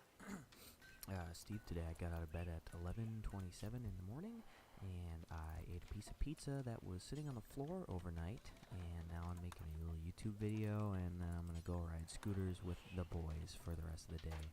So to you, Steve, and you, Jesus Christ, I say, sorry. The Bible says, he who loves to sleep and the folding of hands, poverty will set upon you like a thief in the night. You guys remember that age-old No, Bible verse where Jesus said, Complete "Don't contract. sleep, guys." What the hell? That's supposed to be an optional feature. You don't need that. Hold up, for real? Oh, we don't How use many the of word. you in We here don't know use the word somebody here. who loves to sleep? Who knows somebody that loves to sleep? Let me ask you something. Ain't they po? What the fuck? Ain't they poor? What's the message here? Are you late on your student loans? Are you taking out a third mortgage? Stop sleeping! The dude that gave me my first haircut in Texas, you know how much he charged me for my haircut? $10. When he came out on the road with me on the Kings of Comedy and did the Steve Harvey show, do you know how much he was making per haircut? $1,500 a haircut. You know how many haircuts I got a week? 4 haircuts a week. This dude made $6,000 a week cutting hair. Right off the bat, who needs 4 haircuts a week? I don't have 4 haircuts in 2 years. But I also don't take care of myself, and I dress like garbage, and I don't shower so good, so take that with a grain of salt. And Steve's paying him $1,500 per haircut, $6,000 a week. Dude, where's Guinness on this one? Can we get Guinness World Record on the phone? Steve Harvey has got to be the worst negotiator in the history of the entire world. Yeah, hey man, I was looking to get a haircut. Yeah, alright, that'll be $10. Ooh, 10? Don't know if I can do that. How does $6,000 sound? Why would you need to do that? I get, you know, he's bringing up a guy. He's bringing him up, you know. But come on, dude. $6,000 a week? I don't even make $6,000 a week. What the fuck is that? I deserve, maybe I should cut hair. I'm gonna call Eddie real quick, see if we can get a haircut in the works. Hey, Eddie? Yeah? Why are you calling me from the next room? Oh, well, I just figured it'd save time. Listen, do you think I could, cut your hair for you? What? I was looking to give you a haircut, and I figured I'd give you a discount because we're friends. Why would I, what do you mean a discount? Well, I will only charge you $6,000 for me to cut your hair. What? What the fuck is $6,000? Yeah, it's the Steve Harvey discount. You know how it is. Yeah, show me this. What do you mean I know how it is? $6 grand for a haircut. I pay like $25 at most. Hey, real quick, Eddie, too, one more thing. Yeah, sure. What's up? Do you think I could steal your phone call bit for this video? No, definitely not. Okay, I won't include it. Don't steal my phone call bit. This is my thing. We did it for like 6 months. All right, I won't. I'm not rolling, so I won't include it. I'm gonna cut it. I'll cut his hair. I'll get him when he's sleeping. God never created a soul without giving him a gift. If you really can only sing at the church, why you out here trying to be a singer? Why you out here trying to... For real. Not complaining, not complaining.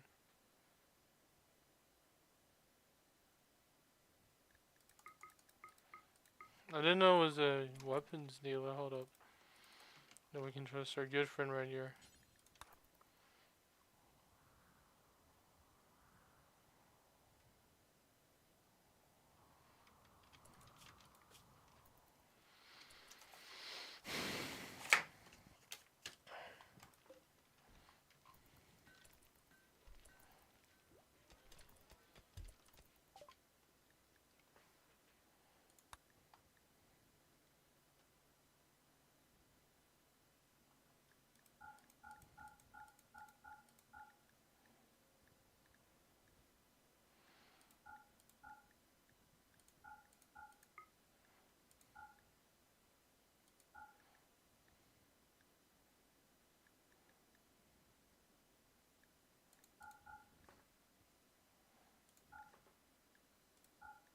I'll keep that. That's actually a good weapon. Sawed-off shotgun's good.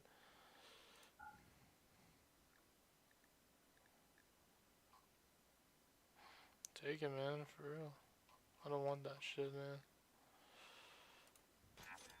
No, I don't want that shit. You really not a rapper. You steady rapping. Ain't you 34? Ain't nobody found you yet.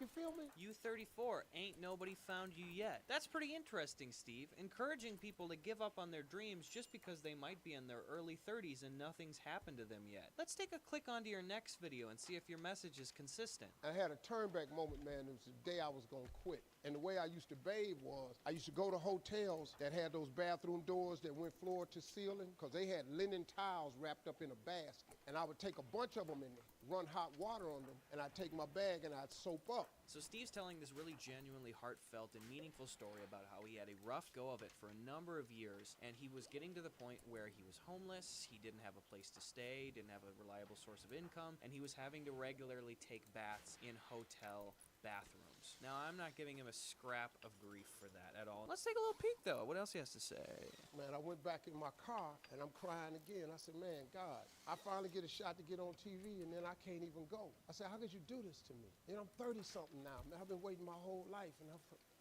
you get me here? Interesting, Steve. You're 30-something, but you say you've been trying for years to make it as a comic? Well, I wish that a really privileged, very, very wealthy man had told you to fucking give up years ago. That's what God would have wanted. One thing that I have a real problem with is celebrities or people who have, quote, made it in the industry of their choice, who come back to do these motivational videos for people. Now, it's not inherently problematic for these celebrities to be talking about motivational stuff. In fact, I think it's really honorable. But a problem that I have, especially with Steve's stuff and anybody else doing this stuff, is that oftentimes the element of luck is just left out of it. These people are so lucky. They're very privileged. I am lucky to be in the position that I'm in. Yeah, I'm funny as hell. Yeah, I work hard, but I'm lucky as shit. So for Steve's lesson to say like, oh, what are you, a musician? Well, I don't know. You're 30. No one's called you yet. Like, shut the fuck up, Steve. Just because you're pursuing a goal that is difficult to obtain doesn't mean that you give up because a talk show host laughs at you on daytime television. But again, these people who have had massive successes, massive earnings, for them to turn around and tell us ordinary, regular folk that all we have to do to get rich in life is to shut the fuck up and pray to God for a sports car. Like, come on, what a baseless, damaging message to send to people. It's so stupid, and it makes you look like a goddamn idiot. And who doesn't love listening to a 61-year-old mustachio man telling you about how God doesn't like you because you're not praying enough? Well, the big Family Feud logo's flashing in the background. You know, just 20 minutes ago, there were words like, tits, member, ball sack back here, but he goes, hold on, let me tell you, on praying enough. Well, the big Family Feud logo's flashing in the background. You know, just 20 minutes ago, there were words like, tits, member, ball sack back here, but he goes, hold on, let me tell you about God, you dumb, poor son of a bitch. So in conclusion, would you just buy a goddamn shirt? Just buy this shirt and you're getting into heaven. It's that easy. Peep out. Hey, buddy. Youth Pastor Gus here. Why don't you take a seat?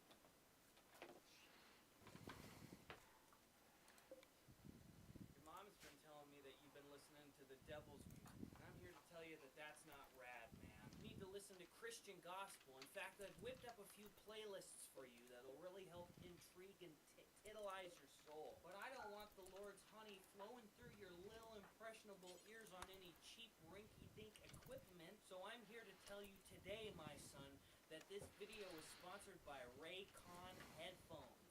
Listen here, my son. Raycon earbuds start at about half the price.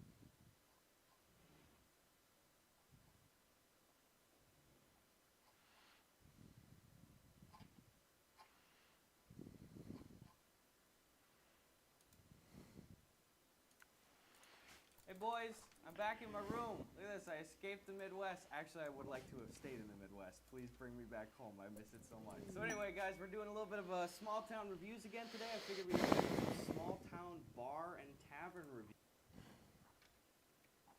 What the hell is this?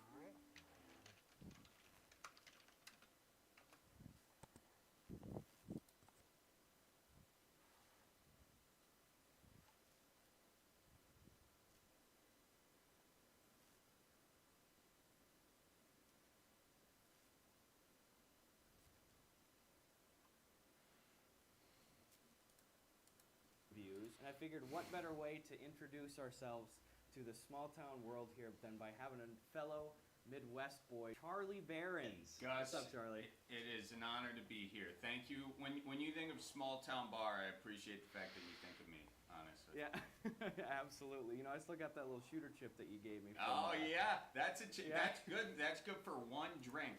Okay, so or you could cut it in half, and you know you could do half a drink here. Actually, that won't work. Just one drink. Okay. Without further ado, here I pulled off some of my favorite public Google reviews from some small town bars, and Charlie and I are gonna flip through them today and let you know what the people really think. All right, so this first one comes from Tabitha D, a local guide, and she says 1 star.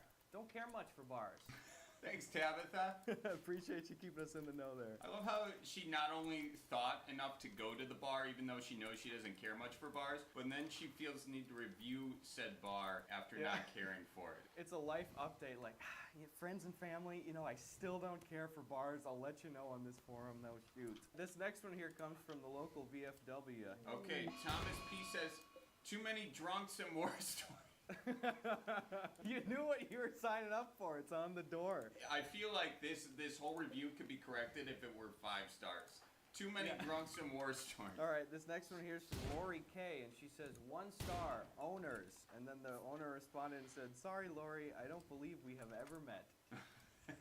Where's her retort? Sometimes people are being such jerks, and the owners are just like, I'm sorry you feel that way. It's like, you don't have to do that. Like, they already left the restaurant. You can kind of kick them down a little bit. I don't know what's more pathetic. I think at some point you just embrace your 1-star reviews, and just people are probably not frequenting your dive bar because of the Yelp reviews, is my guess. That's true. I've never once said, hey, let's hold on. Let me check out the Yelp reviews for this crappy little dive bar. Yeah.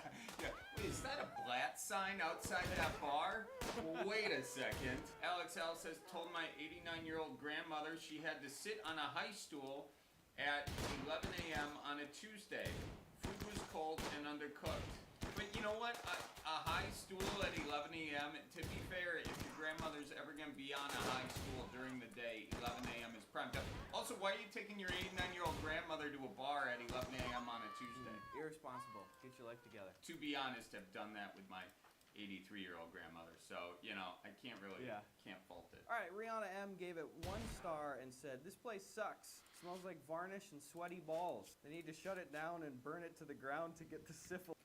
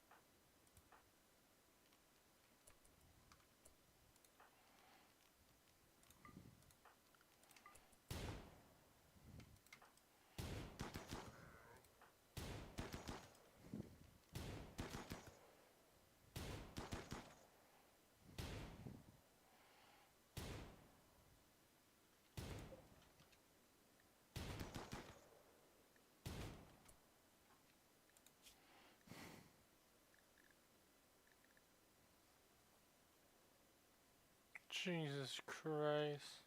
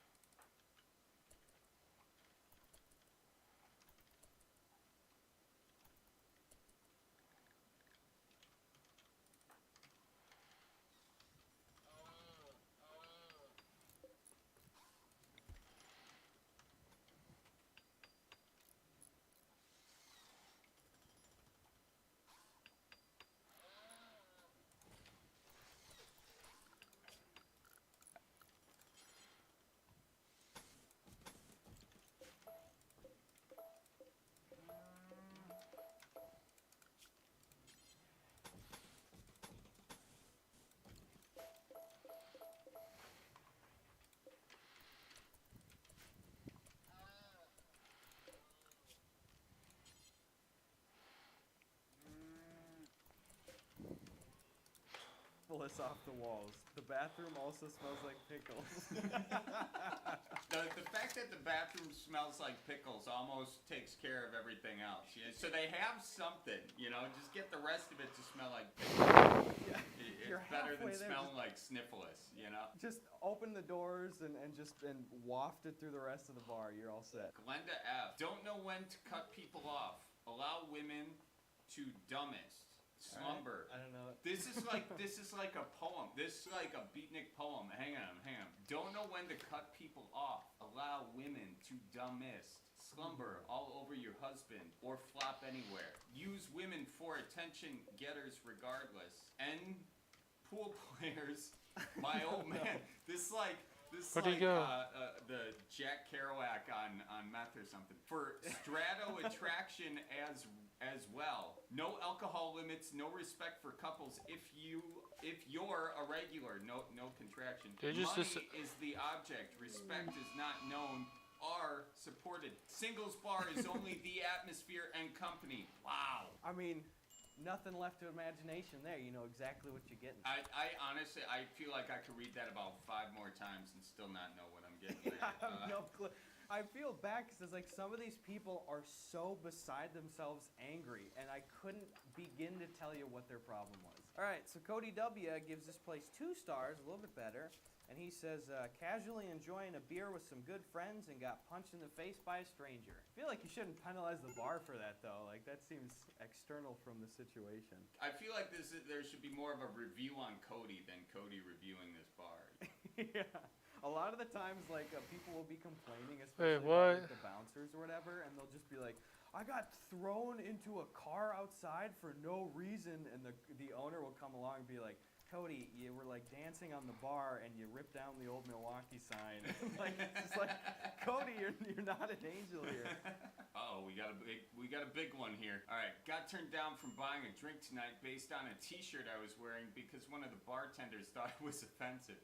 Her exact words were, "That's the most horrific shirt I've ever seen. I hope you never get laid again." Not too professional if you ask me. The shirt in question simply said, Meninist. Okay. Now, I gotta give it to Brady. He's a better storyteller. He left it to the end. I was rooting for him the whole time, and then he gives me the 180 there at the end. I was thinking it'd be a much worse shirt than that, but, you know. I did too, yeah. I just love, too, though, that you're going out to the bars and you're like, hey, maybe I can pick up some ladies. What shirt is going to really sell my glowing personality? Okay, so this next one was a comment left by the Historical Society Foundation of this town. So Historical Society just said, no tap soda, soda in can sucked, no coleslaw, no. It's just like someone waking up from a bad dream. I really wish we weren't blurring out the name of the Historical Society right now. I feel like we could definitely out their person who is just forgot to switch accounts, you know. All right, Rick. I was the only one there. Oh, Rick, come on, guy. Rick, that's why you don't go to the bars at 9 a.m., okay? They are open, but, you know, wait till 10 o'clock, guy. You can't tank a local business because of that too, Rick. Like, that's on you. You went in solo. Yeah. All right, so Chris W. gives this bar 1 star, and he says, bouncers will warn you if you dance at all. Ooh, got a footloose situation going on. Yeah. I just imagine Chris in the corner, like, pushing a couple tables together to be all secret, just trying to wick out a couple of little dance moves there. Kenny F says, slow service. Umbrella hit the kids because it was too windy. Unattentive staff. Kenny. Oh, it's like a porch umbrella. I didn't get that at first. Yeah. I thought it was like someone coming in and whacking their kids with an umbrella. Kenny's over here upset about the wind. Come on, man. All right, so JT, a local guide, says 1 star. It was better when I was 15. That's pretty good. That's great. Darlene says, I'm sure it's a great place. It's spacious, clean, and has many bar games and a good menu. I just didn't have fun because it was a disaster of a blind date. Darlene, don't tank the bar because you catfish someone, you know? That one's on you, gal. I don't know what to tell you. All right, so we got a 1-star review from Clinton S., and he doesn't leave any comment, but I guess the owner knows him because they came in and said, Clinton, really? That's a thing of beauty. That's like that 6-word poem that, you know, for sale baby shoes never worn. I want to know the backstory on Clinton S. Yeah, that's true. If you just read it from top to bottom, it's like a haiku. Clinton S. Response from the owner. Clinton, really? What the heck, man? Bartender was a huge douche. Can't be bothered with customers. Food was the worst I have ever had at any establishment. How do you screw a grilled cheese? Trav, first of all, I feel like these are 2 different things, okay? The bartender may be into, but how you screw a grilled cheese, I mean, there's got to be a YouTube tutorial on that somewhere, you know? So whether or not this makes it in, I censored his last name, but this was left by Paul Simon. I assume it's not the same Paul Simon, but I mean, there's probably a million of them in there, so it's fine. Paul S. says 1 star. The owner reeked of vomit and the leprechaun bouncer was hammered. Dude, that is definitely Paul Simon. That is definitely a cut track off Graceland right there. You know Art Garfunkel wrote that line, though. That's not Paul. My boy Paul's a little softer than that. A man walked down the street and he said, the owner reeked of vomit and the leprechaun bouncer was hammered. All right, Tom says, Ray is nice. Bev is nice. Al is nice. Robert is bomb. Don't know the owners. I can't, but it's 1 star. Like, everyone seems to be really nice here. Everyone's nice or bomb, you know? I got Llama here, says 2 stars. Don't come here after 9 p.m. You might literally get stabbed. You know the drill. Yeah, 8:30 you show up, no knife wounds, you know? No, 9 o'clock comes in, that's a wound. They ring the bell up front. All right, stabbing time. A prolific 1-star Jeff. Worst low-class bar I've ever been into. The employees drink until they fall out and do drugs off the bar. I will use the imagination for which drugs they're doing. You know, lines of weed, I guess. While I was in, I witnessed a woman nearly trying to beat up a young girl who was terrified of the woman who turned out to be the bartender. Drinks are bad and service is worse. If you're looking for trouble, you're sure to find it here. Pizza is also cheap, which honestly... That should bring it 2 stars at least, you know? You got cheap pizza. That's a high note. Yeah, I mean, at least it's not, pizza is also expensive, you know? Yeah, that's true. This reads like a soap opera, like, pitch, too, for, like, a general outline, you know? It's like, okay, everyone's drunk, the employees drink, they're doing drugs off the bar, then a woman nearly gets beaten up, but it turns out she's the bartender? Ooh. Tune in next week. These are the days of our bar. Yeah. All right, so Christian, a local guide, mind you, says 1 star. The owners of this place are known to overserve, get belligerently drunk, abuse each other, and vomit in people's vehicles. I would stay far, far away from both. From both what? What's both here? I don't know. Just both the owners, they're like tag teaming it. Oh, yeah. I just love how the owners of this place are known to overserve the people that they're doing. Yeah, That's always the biggest excuse And without further ado, here is our final review from Big Chuck. Big Chuck says, 1 star, like eating slime off a dime while being done bad by a crime. Boom! Stay away and beware. Big Chuck, Big Chuck is trying to be Big Chuck, Big Chuck D. Big Chuck is the spiritual successor to the notorious B.I.G. I can see it right now. All right, well, now you know what the local scuttlebutt is.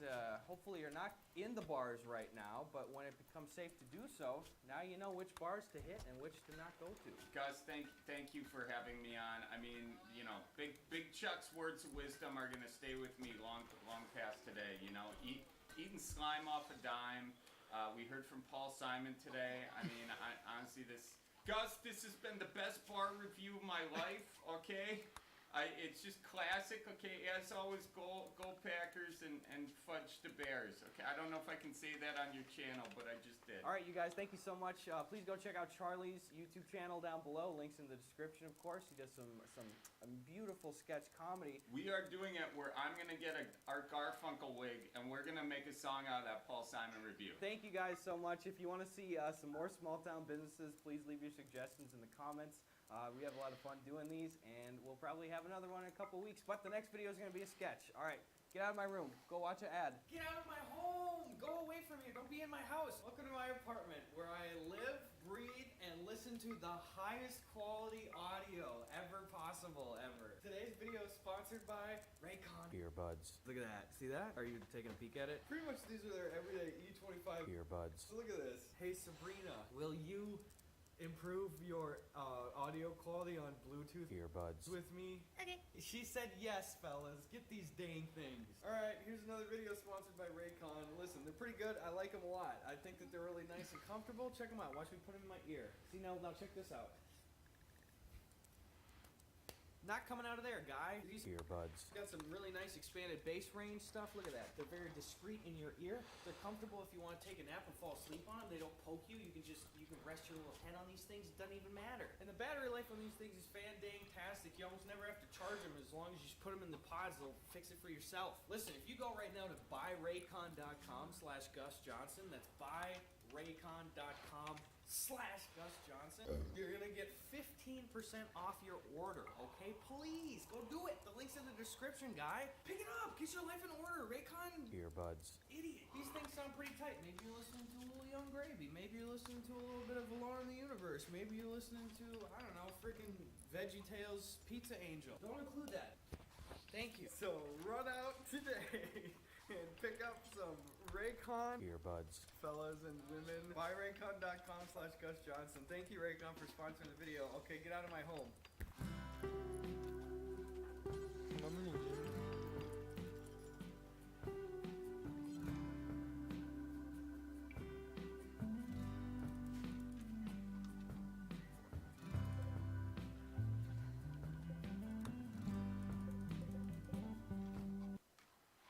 They said they were gonna get a delivery.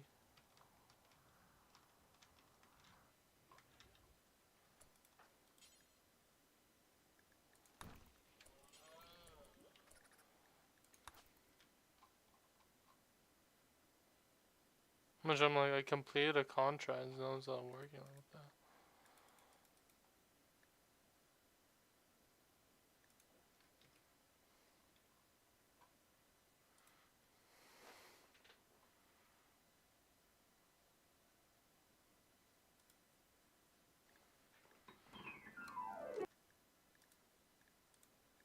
And it's like, I know they. Well, awake in the morning and step outside and I take a deep breath out and get real high. And now, back at the desk, what's going on? I'm at the desk, you guys. I'm here. You want to hear a little insider secret? Did you know YouTubing? I have not showered for a single one of these desk videos. Not one. That's not a good thing at all. Ooh, you guys, I am excited for this one today. Do you remember the 90s and or the early 2000s? Do you remember a bangin' news program called Dateline NBC? Do you remember one of the greatest shows on television, To Catch a Predator, starring Hollywood hottie and handsome hometown hunk Chris Hansen? Well, I remember that phenomenon, and as some of you may remember, that was a pretty cool show. For those of you that don't know, the whole concept of the show, To Catch a Predator, was this guy named Chris Hansen. Let's throw his picture on screen. Look at that man.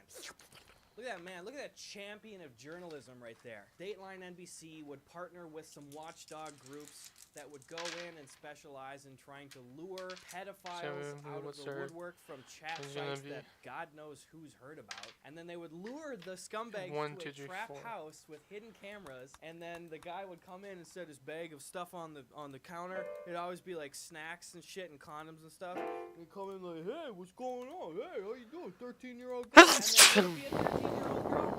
Psych, bitch, it's Chris Hansen. That's not a lady, that's a guy. That's the handsomest guy I ever saw. Throw that picture on screen again. Look at that man. Chris Hansen would be very forthright and why don't you take a seat? So do you know, what are you doing here tonight? You coming to meet a 13-year-old girl, huh? I'm just here to watch the game. Well, I've got the logs right here. It says that you showed her your blank, and then you proceeded to, well, engage in a series of provocative sexually charged messages.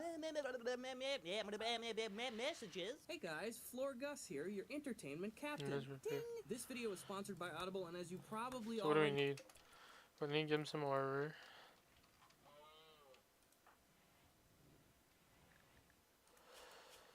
Hell yeah, drop that shit.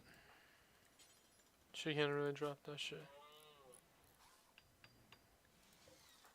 It'll probably him, they're these people.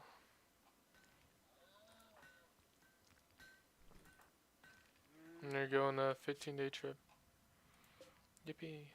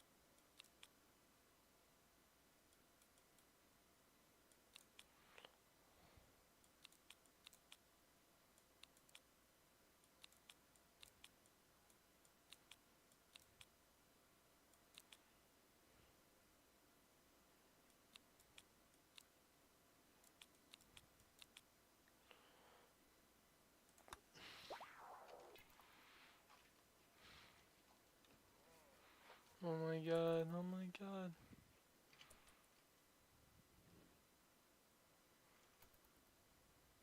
This is so dope. What the hell?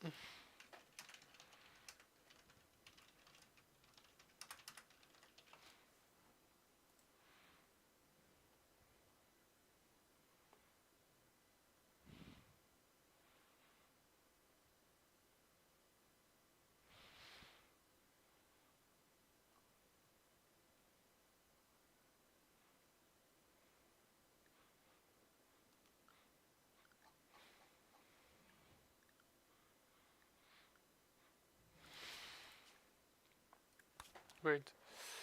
Well, here's what it is. We can do a vertigo pull.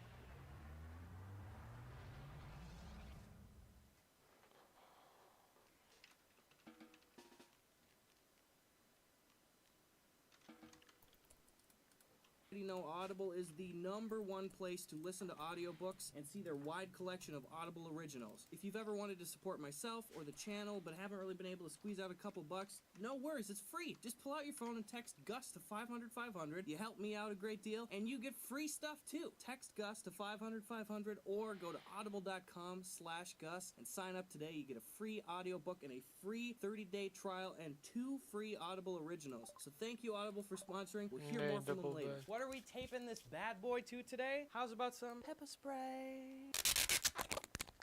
Pepper spray. So that's what the show was. They trapped pedophiles. They made them embarrassed as shit. They made them leave the house thinking, oh God, I really learned my lesson. And then who's waiting outside? Motherfuckers, it's the law enforcement. Oh, can I just mention right away? Look at this poppin' shirt. Bam! Every cat at 3 a.m. Remember that viral video? LOL, you guys, I'm so trendy. I'm really trendy, you guys. So please go buy a shirt. It's only available for a couple of weeks, and depending on when this video goes up, depending on when the sponsors approve it, the Mitchell Robbins can of soup shirt is going away as well, so please get yourself a little holiday gear or into the New Year gear. I loved To Catch a Predator, and it went off the air, which sucked. But then, in 2017 or 18 or 16, I did not do my research, I never do that, the show kind of came back. Crime Watch Daily, which is this news publication that I and you have never heard of, started posting Chris Hansen for interface stuff. Like, they have not upped their production since 2002, and I love it. Jeff Sokol is no pizza delivery man. Cops say he's here to meet a 13-year-old girl. Sokol drove all the way from Boston to our sting house in Fairfield, Connecticut. There's like 30 of them in every episode. His date with a 13-year-old is going to be on national TV. The chat gets a little raunchy. Are you a virgin? LOL, yeah, that is personal. No, I was with my boyfriend once. I really want to be intimate with you. Do you have pretty feet? LOL, yeah, I don't have homeless feet. How would you like to be Chris in the studio there? LOL, I don't have homeless feet. How is your pussy? You know what I love too about a lot of these like gotcha news shows and like these sting operation stuff is usually they don't have the news host reading the text messages. It's good that they got Chris Hansen because he's able to sell it. He's a good performer. But usually they just get these people that they hire for voice work. And it's like, I know that you don't want to inject a lot of like love and passion into reading the lines of like a pedophile talking to a child. But it's always these people that talk like, baby, oh yeah, your pictures look so cute and pretty. Haha, I bet you tell that to all your girls. Nah, girl, only for you, winky face. Want to get my big ol' salami rod up into your little crotch rocket. But he says he now drives for Lyft, the ride-sharing service. Do you think blank size matters? Nope, X was decent. I'm not that big, but I know how to satisfy a girl. Really know how to reel them in, Jeff. Hey, baby, I'm a middle-aged Lyft driver with a very, very small ween. Do you want to plow after algebra class? Sokol arrives at the house. Our on-site decoy, a 19-year-old theater student, lets him in the door. Do you find the house okay? No, because it's really dark out. No, because it's really dark out. You fucking nerd, 13-year-old, it's night. Alright. Sorry, I'm really nervous. Oh, you're gonna get hot? No, I'm sorry. Oh, wow. I'm sorry. Are you okay? Yeah, I'm okay. Okay, also, this girl does a really good job of thinking on her feet, but bullshit does she look 13. This girl looks 20 years old easy. Come on, only a fucking idiot would think that that's a 13-year-old girl. There's pizza behind. So like the small pizza is like almost as big as the big one. So I didn't know that because like you said small, I thought it'd be like a really small one. Yeah. I said big one. Dude, Dude, again, this guy is Don Juan over here, really selling stuff. So you're about to like bone a too young teenager, and your lead-in line is, I couldn't find the house, it was really dark. Then you hit him right in with the follow-up of, yeah, their small pizza actually turned out to be like super, like big. Can I have a hug? Try not to jab you with my tiny little member here. What's that? I have no idea. Do you want me to check? Somebody here. No. What kind of pizza we have tonight? Who's this? I'll get to that in a minute. Who are you? Who's this? Who's this? That's like the answer that a dad gives when one of his pals comes over for the neighborhood barbecue. They just walk in the door. Hey! Who's this? Hey, who let you guys in here? You little rascals. You're Jeff, right? Yeah. And what are you doing here tonight, Jeff? Hanging out. Hanging out with whom? With her. I want to know who you are. I want to know a little bit more about you first. Can I eat first? Sure, go ahead. He's so relaxed and convinced of his innocence, he eats a slice of pizza. Can I eat first? Oh my god. Dude, I can't even eat food while I'm watching this video of someone else's life falling apart in front of their eyes. So you drove 2.5 hours? Sure did. Sure did. Damn right, I'm a blue blood patriot. Drive 2.5 hours if I want to. What's it to you, buddy? Are you her dad? To meet a young girl. Are you her dad? I will get to that in a minute. I love he's using the pizza as like a weapon, a little barrier. Are you her dad? Tell me. I got a hot slice of za, guy. Go ahead, have a bite. Sokol probably should have brought napkins. I haven't done anything wrong. Okay, I know that this guy's like a pedophile or whatever, but easily the most egregious part of this man is how he eats pizza. Can we get another replay on that? Oh my god, this man is a tried and true monster. Did you bring some kind of a contract with you? Some sort of marriage contract? Let's see if any of this sounds familiar while you enjoy your pizza. God, this guy's fucking gross. The balls on this dude. Oh my god, the balls on this guy. How do you do all this shit, chat up a 13-year-old girl, walk into a home, clearly get confronted by who appears to be, in this guy's mind, law enforcement or her dad, and be like, yeah, what about it? Just fucking laugh in his face, mow down on pizza like you're a goddamn hyena? Well, since your mom isn't home, it's the best time to do it. Yes, sir. Yes, sir, we're rich now. Yes, sir. Yes, sir. Woo! We're rich. Let's go, baby. Can we get an export? And then you say, do you trim your blank? Okay. Now you know that this girl is 13, right? Jesus. Okay, next. You can say it though. You can say pussy, bro. Like, we're just chilling here. We're eating pizza. Just say it, Hanson. As a 44-year-old guy, I shouldn't be talking to 13-year-old girls like this. Yet I want to.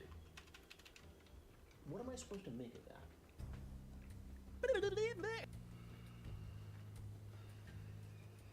Did you bring condoms with you tonight? Well, they plan on having sex. I always love the bald-faced lies that these guys have, too. It's like, so you hit up a 13-year-old girl, you sent, like, clearly explicit messages like, hey, how's about that pussy? That pussy. Sorry, I kind of stole that joke from Eddie. Sorry, Eddie, thank you for letting me borrow your joke for saying the words quietly.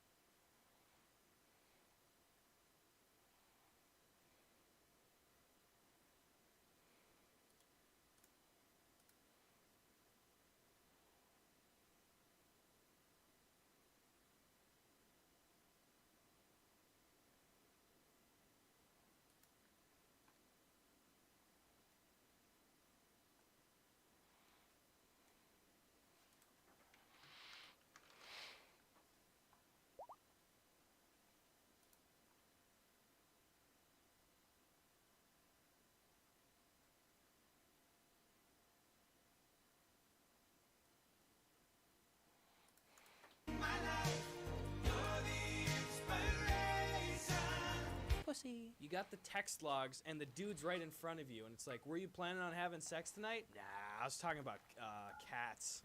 Explain it to me. Just wanted to come hang out and... Looks like here you wanted to come here and have sex with a 13-year-old girl.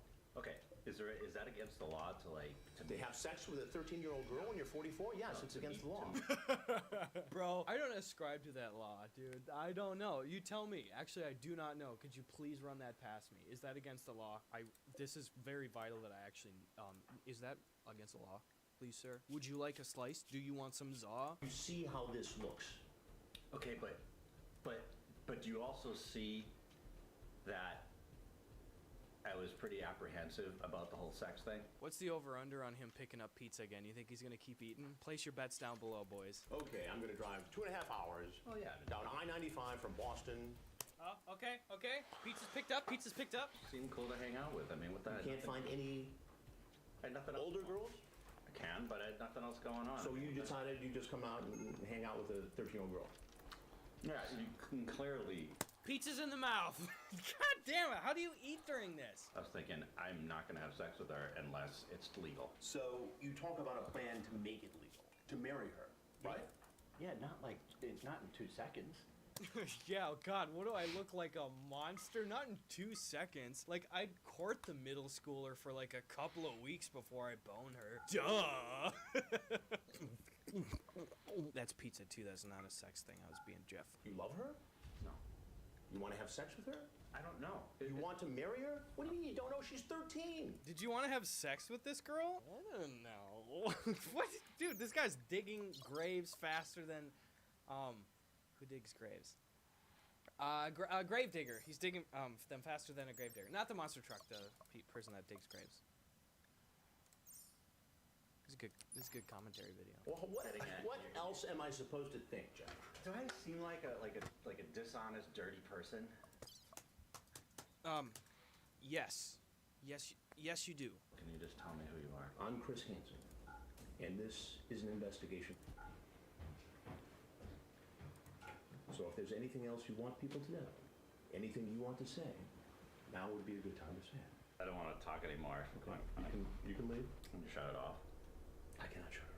I like that too. Every guy that gets trapped in this position, they always, like, the cameras come out and they're like, can you shut this off? Like, what are you expecting? Oh my God, you know what? We didn't ask your permission to film. I am so sorry. I feel like a real buffoon right now. Come on, fellas. Turn off the cameras. Again, Jeff, so sorry. Can I have a slice of that saw? But in all my years of catching these guys, I've never had an offer like this. You can take your pizza if you like. You want a slice? I'm good, thank you very much. He did it! He offered him a slice! We were joking the whole time. I can't believe he fucking did that. Do you want a slice? Jeff, my guy, take the L and get the hell out of this domicile. What about you guys? How about you guys? Damn, Jeff, feeling the love, guy. Hey, you know what, guys? I got a big pie. I don't know if you heard before, but the small was actually a lot larger than I thought. We got pizza for all the boys in here. Dig in, fellas. So the rest of these videos are usually just them, like, panicking, treading water in the police interrogation room. And spoiler alert, these guys, they always get booked. I mean, duh, there's, like, mountains of evidence to put them away. If you have not checked out Crime Watch Daily, go check them out. They are not a sponsor of the show, but I mean, it's entertaining as hell. You feel uncomfortable. It's not something you put on while you're trying to eat a slice of pizza, but go check them out because you will be a better person. Hey guys, did you like that? Did you have a lot of fun? Well, the fun doesn't have to stop there because you could be listening to an audiobook right now on Audible. Listen, straight up, you want to know what I'm listening to right now? The Green Mile, Stephen King. You ever seen that movie, the Frank Darabont one, starring Tom Hanks? Ping, it's a banger. The book's even better, straight up. It's one of my favorite books of all time. It's a hell of an adventure story, and it's a great mystery. If you want to check it out, you can listen to it completely free. Just text Gus to 500.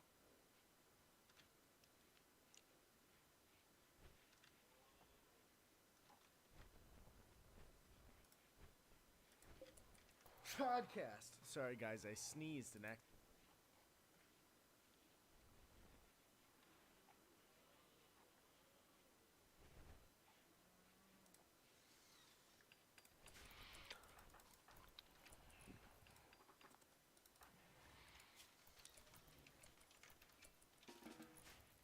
Three, two, one. Hey guys, welcome back to another video. I'm here with my creator award for 100,000 subscribers. It finally came and I can hang it up on the wall. Can you please stop? Yeah, it's my video though, so if you could just It's a collab though. So. if you could keep this here, you moved it down. So Well, if my you're not case gonna is do it right, then I'll put it completely away. If you're not gonna do it right, then I'll put it away. Hey guys, it's me. Did you not hear me speaking? I'm sorry. Is it too Hey. early to type out? Hey guys, this is a real casual video, okay? It's me and Gus Johnson, YouTuber Gus Johnson here. Nobody Honestly, yeah. has ever done two people on a commentary video before. So we're really just in uncharted waters here. I mean, we're being completely original. And I just wanted to say that because I just wanted to say that. You sip so loud. I am a thirsty guy. That doesn't mean you're more thirsty than somebody else. That just means you're loud.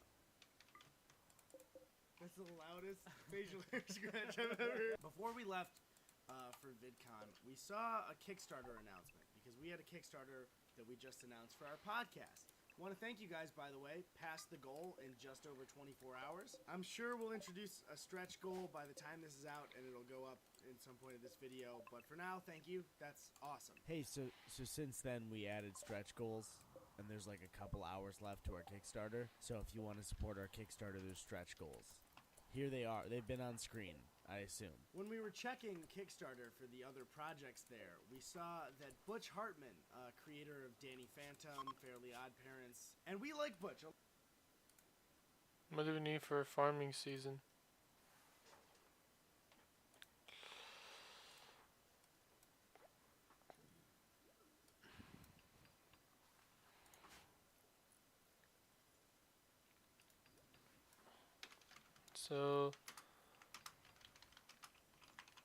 Sell goods. What's it? Ooh, sell goods. Explore base.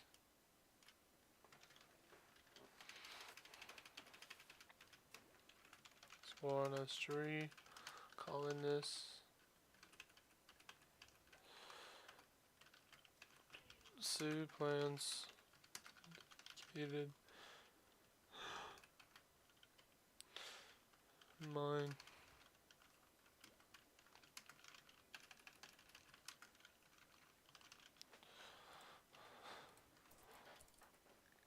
So he's gonna be dedicated to plants.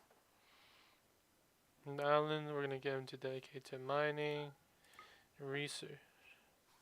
Carol, you're gonna be dedicated to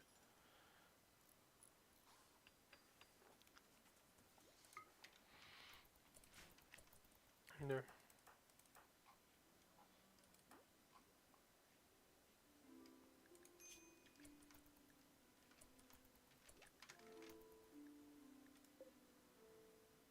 Not just true.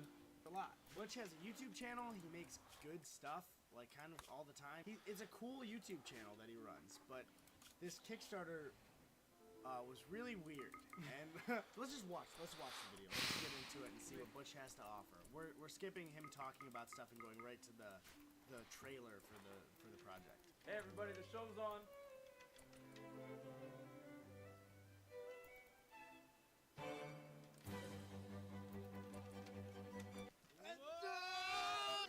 The freeze frame we have is that the dad is like, he's so shocked he's shut down. He's in panic mode, and the sister's like, I have to be the parent here. I'm raising the family. Dad, a horror movie commercial had the man shut down in front of his family. They zoomed in this terrible shitty keyframe 400%. Yeah.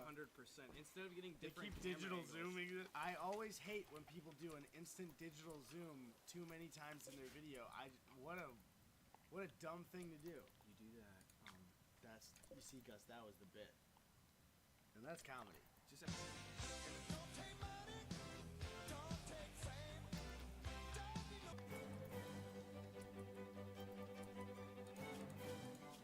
what were they attempting to do? Everyone was collectively shielding. The kid in the middle just taking elbows constantly, broke his jaw. He comes to school, they're like, what happened to you? It's like, a sex scene came on TV and both my parents just fucking got me. Look familiar? Who are you? I'm Butch Hartman. Look at the dad finally. The dad's like awakens from his he's stupor. full palm on his child's face. All right, after blocking murder scenes, sex scenes, horror movie commercials. Is that a guy in my home? I've been in the entertainment industry for over 30 years. How'd you get in here? Doggy door. I love entertainment, and I'm so excited to give you the opportunity to help me impact culture. Here's the thing. I like Butch, so obviously this is like pretty cringy. Yeah. But it's the product he's selling that's weird. Yeah. I'm a family man. My wife and 2 daughters mean the world to me. That's why I love creating high-quality family entertainment. I work with some of the biggest studios in the business, and after creating and producing 4 animated series, I've just completed a successful 20-year run at Nickelodeon. This clip I used of Butch's Kickstarter was going on too long, and YouTube flagged it as Butch's content. The thing about Butch's copyright claims is it blocks the video in all countries, so I have to put something in the middle so it won't get flagged. So here's my creator award, you know, no big deal or anything, just the one I got for 100,000 subscribers. Alright, that's it. You know, when I grew up, family entertainment was more the norm. I mean, you really had to look hard to find something that was inappropriate. It seems like today's shows are meant more to shock people than uplift and inspire them. I wouldn't say that's true at all. Network TV, when he was a kid, sure, was like family friendly because everyone watched, but like kids' movies had bikini girls and everything like that. Violence, lots of yeah, violence. a lot, way Looney more Tunes. violence. Oh my Yeah, god, Looney Tunes, people are killing each other. yeah. You guys see this in my videos all the time. I really hate when people generalize an entire generation where they're like, back when I was a kid, boobs didn't exist, but now it's almost like they're there to shock people. I just recently met an 8-year-old who told me that they'd seen The Exorcist and loved it. Loved it? I mean, think about that. The only way the 8-year-old could have loved it is if they'd already seen so much other dark stuff that they'd become immune to that sort of thing. Some people just really like horror stuff. That doesn't mean he's immune to it. He might have just liked the feeling of watching a scary movie. Personally, I don't like that. You love that. Also, in what context does he start a conversation with an 8-year-old? Yeah. It's Butch Hartman, so Yeah. you gotta assume it's a short fan interaction. Yeah. So does Butch go in and go, hey, have you seen The Exorcist? You want to pose for a picture? Have you seen The Exorcist? The fact that you like it means that you have been around so much horror stuff that you probably... And his parents are like...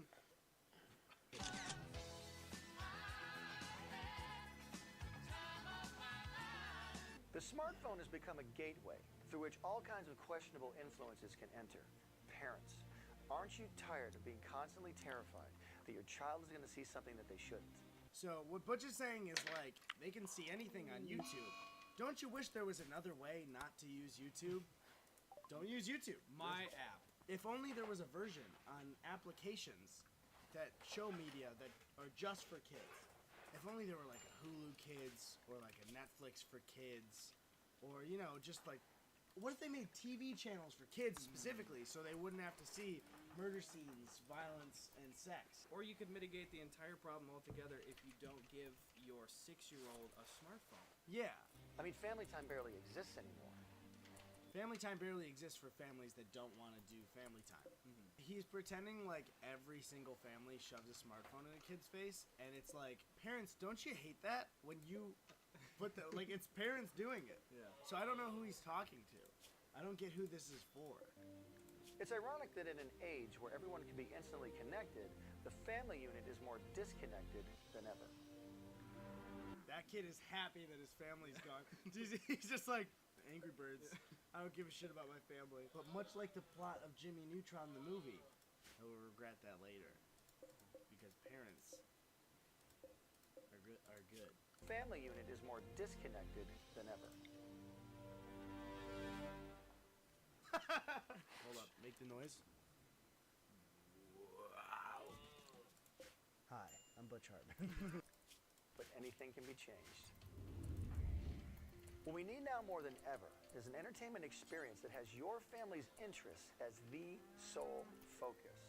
And I'm uniquely positioned to bring that experience to life. Netflix for kids. Netflix for kids, that's it.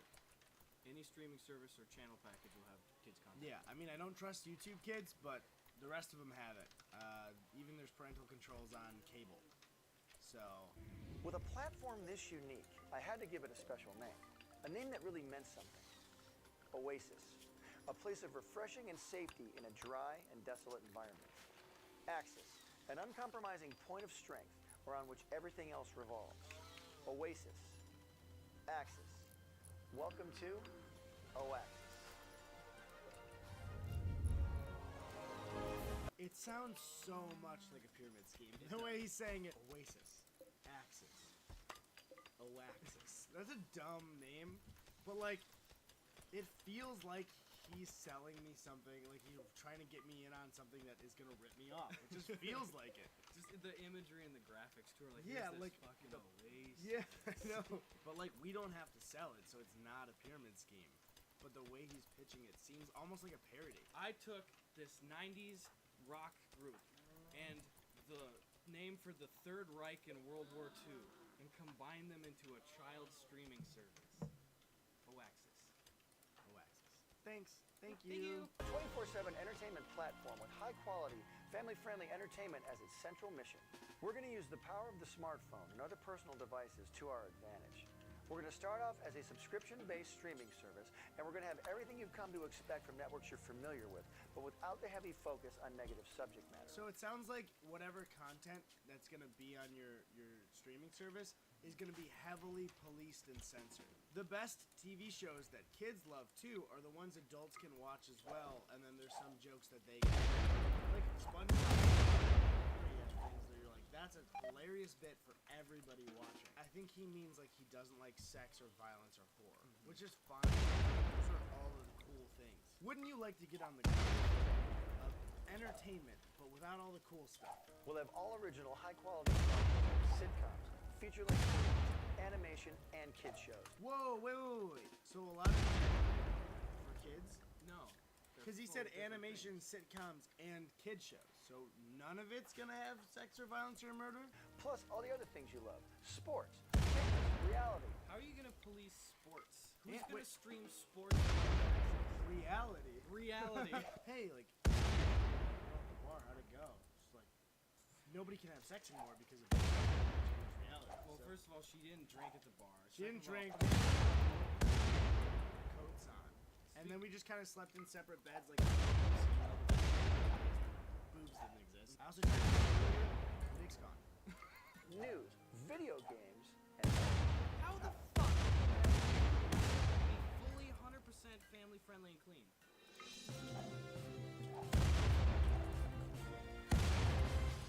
This just in, a family of 5 got Shipped off to a 6-day resort. we'll even have a user-based upload feature that will allow you to upload your own family-friendly content whenever you want. Daughter's birthday party? Let's do it. Son's graduation? Upload. Anniversary? Trip to the zoo? Share it. So how is that? YouTube is a shit show with that. How are you guys catch it? But understand, this is family-friendly. It has to meet our high-quality standards and pass through our special Oasis filter. Let's make it fun, but keep it clean. Okay. How many people are you hiring for that? Well, I doubt there's going to be anyone on Oasis either way, so it's not going to really be a problem. But in the case that it was successful, it's not going to work. Uploading content will not work. You'd upload a video. Can you imagine every YouTube video? Like, we have to put it through a filter of the YouTube team has to watch it first. Oh, miserable. Our goal is to impact culture. Walks into a crime scene. These trades suck. In the criminal justice system, the people are represented by two separate yet equally important groups. The police who investigate crime and the district attorneys who prosecute the offenders. These are their stories. This is the worst scene I've ever seen. A quadruple rape and murder. Our goal! The two cops are like... We know this is not an easy task. We want you to join us in our mission because we need to raise $250,000 for our first phase of startup costs. These include developing our video platform, hiring creative staff and producers to produce original content, and to acquire already finished projects that fit our entertainment model. We have worked in entertainment for about a year. You cannot do that for $250,000.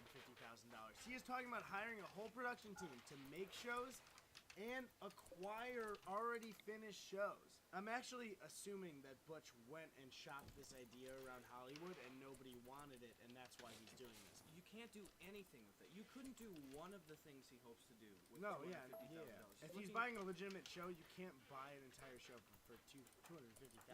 If it's a quality animated show, then no. The expenses rack up so quickly that he should be asking for like $5 million for this, at least. At bare minimum. With the OAxis platform, we can change family-friendly entertainment for the better.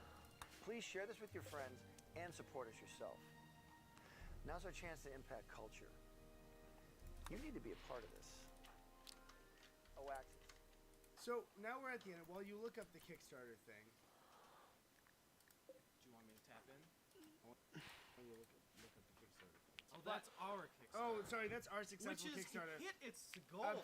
Sorry, you could also still donate to. That's so embarrassing. It's so great. So Butch has had this up for 8 days, and it has gotten $47,000 of $250,000, which means he's not gonna make it unless some big backer comes in, because usually the first and last day are the biggest, and he would have to be somewhere over 100,000 to make that. I hate it too because I really like Butch Hartman, but watching this, it's just like, dude, what is this?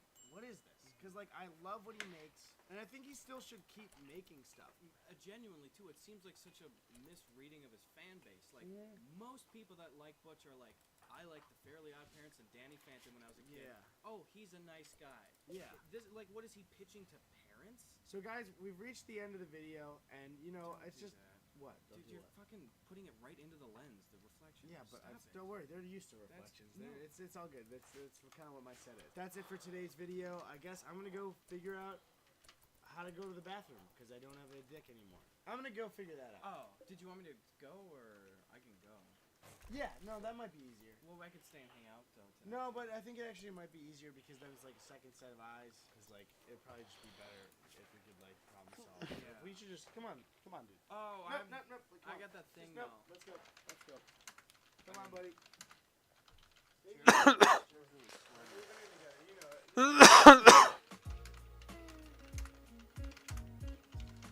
Thank you, Carrie, business.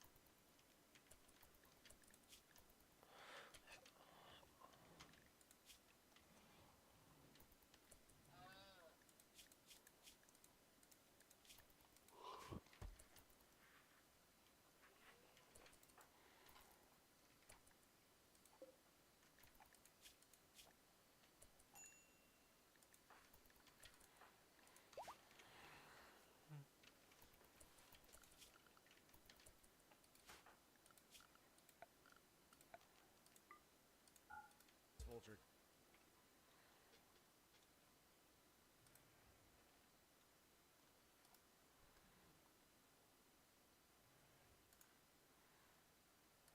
No more. Shit.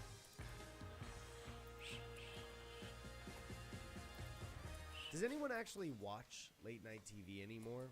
I mean, of course we catch late night clips online. Occasionally you'll see a monologue from Jimmy Kimmel, or a closer look with Seth Meyers, or a TikTok from Jimmy Fallon. But do most people turn on the TV, change the channel to network television, sit down and watch a late night episode from beginning to end? The answer, of course, for most people is no. Ratings for every single late night show over the last decade have pretty much been tanking. Back in 2019, I made a video called Late Night TV Needs to Change, and it seemed to resonate with people because audiences felt that the format was getting stale. Then, during the quarantine in 2020, the shows were forced to rapidly change their format when they had to make their shows from home.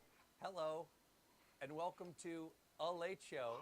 I'm your host, Stephen Colbert. It's my birthday! In quarantine. Woo, isn't that nice? And then unfortunately, I was made to look like an idiot when Jimmy Fallon and Paris Hilton saved late night TV by pushing a Bored Ape NFT on The Tonight Show. This is your mine. ape. Are we debuting It's really cool. The hat, the shades. Now, how did you pick? Because you can pick your ape. Yes, I was going through a lot of them, and I was like, I want something that like kind of reminds me of me, but this one, it does. And then I made another piece by hand. It took me 6 months, and it's all a collage of all of my memories. But years later, it feels like late night is in a very weird place. I feel like we're in late night limbo, and it feels like something that was once an institution in American entertainment is now just like a side thing that happens on the internet. So first, I want to start with the current state of late night, and there's no better person to start that with than America's favorite late night host. Now, I'm sure that lots of people are wondering how I ended up here in this seat, and I include myself in that too. There's a lot of things to say about James Corden, but regardless of your opinion of him as a person, he's actually a very good example of where the current state of late night is. And that's because in April of 2022, Corden announced that he would be ending his show the day his current contract was over. I've decided to sign for one more year on the show, and that this will be my last year hosting the Late Late Show. Don't you dare. That day is April 27th, 2023. So officially, the Late Late Show with James Corden is over. Hey, wait. Some people liked the show, I'm sure, okay? Now, if this were even 10 years ago, it would be a shock to many that a host in such a sought-after slot on network TV was ending his shows so early. There would be constant discussion on why Corden was leaving so soon and what comedian was being scouted to replace him and get a shot at their own late-night show. But when James announced that he was ending his run, the audience reaction was basically, yeah, no, that sounds about right. This is partially because James Corden made himself extremely disliked in the public eye, which, don't worry, I will get to in a minute. But as someone in the US, I had never heard of James until he was announced to take over the Late Late Show from Craig Ferguson. When do you take over this show, James? We will start on March 23rd, yes. Oh, unlucky 23rd of March. Yeah. I just want to say, James, I'm delighted it's you. I'm delighted you're taking over, and I'm very, very sorry for what's about to happen. Craig had gathered somewhat of a cult following and had a very passionate fan base that loved his show. And Corden wasn't alone in replacing a beloved host. James was part of a new generation of late-night hosts because from 2014 to 2015, there was a major shakeup in the late-night lineup. Jay Leno was retiring for the second time, passing The Tonight Show over to Jimmy Fallon. Now you might ask yourself, how do you retire twice? And it's a really simple procedure. First, you leave your job after decades of having it, you gracefully hand the position over to Conan O'Brien, and then you decide that you missed the attention. So you come back, destroy Conan's career for a year or two, and then you decide you're tired and you retire once again. Has Jay reached out to you? No. No calls. No, I do not think I'll be hearing from him. As Jimmy moved from Late Night with Jimmy Fallon up to The Tonight Show, Seth Meyers moved to the late night Nice, slot from yes. his head writing position at SNL. David Letterman was also retiring, handing his show over to Stephen Colbert. So as all of the older white dudes were retiring, a new, fresh group of hosts were taking over. And this group was much more diverse because yes, they were all white. And yes, they were all dudes. But one was British. Now, James Corden is one of the most interesting TV hosts of all time because it feels like he's been on a multi-year campaign to make himself unlikable. I'm sure you're already aware of his controversy in 2022, but if you're not, James was banned from a top restaurant in New York called Balthazar for being abusive to the staff. The owner of Balthazar said James Corden is a hugely gifted comedian but a tiny cretin of a man, and the most abusive customer to my Balthazar servers since the restaurant opened 25 years ago. Now, James argued, I believe, that his wife had an allergy and he was just sticking up for her, but people who are servers in restaurants are always accommodating for allergies, and they're not always banning people and making a public statement about it. So I tend to lean toward the people who banned him rather than his defense. I don't bring this up, though, to paint James Corden as a monster. I just want to say that when you are a late-night host and you're on people's television screens every single night, likability is really important. And part of that likability, for me at least, is how you treat your crew. And back in 2016, James was playing a game on his show called Spill Your Guts or Fill Your Guts. Now, personally, I think this game is wildly entertaining for television. The basic premise is that James' writers and staff draft questions for him and his guests that are too juicy for them to answer on TV. And they're usually very personal to the guest and James. After being asked the question, they have to make a choice. Do they want to answer this difficult question on TV for everyone to see, or eat a gross food? And during this shooting of the game with Jimmy Kimmel, he was asked this. Name 2 of the cameramen in this room.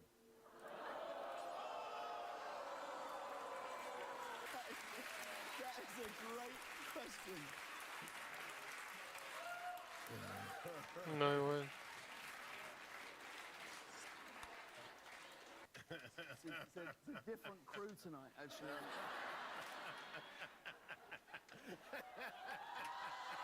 At this point, Corden's show had been running for over 2 years. As the host of the show, to not even know the names of your crew may have been played off as a joke in the moment, but is wildly unacceptable behavior. I know people have differing opinions on Jimmy Kimmel, but I'm actually glad this happened in front of him, because as a seasoned late-night host, Jimmy is pretty famous for the family culture around his crew. I mean, some of his crew are quite literally his family, but I would bet that Jimmy would easily know his cameramen's names. And the same goes for Colbert, Conan, Myers, Trevor Noah, and Fallon. It's even more telling that his own staff are the ones who asked this question. Is this a bigger deal than being abusive to restaurant staff? No. But when you're watching a show constantly, you pick up on these little moments and they might make you not want to watch. Stuff like James finding out that Alice Cooper has a phobia of balloons being rubbed together because he hates the sound. And then James does this. But hang on, I don't know if people know what you're talking about.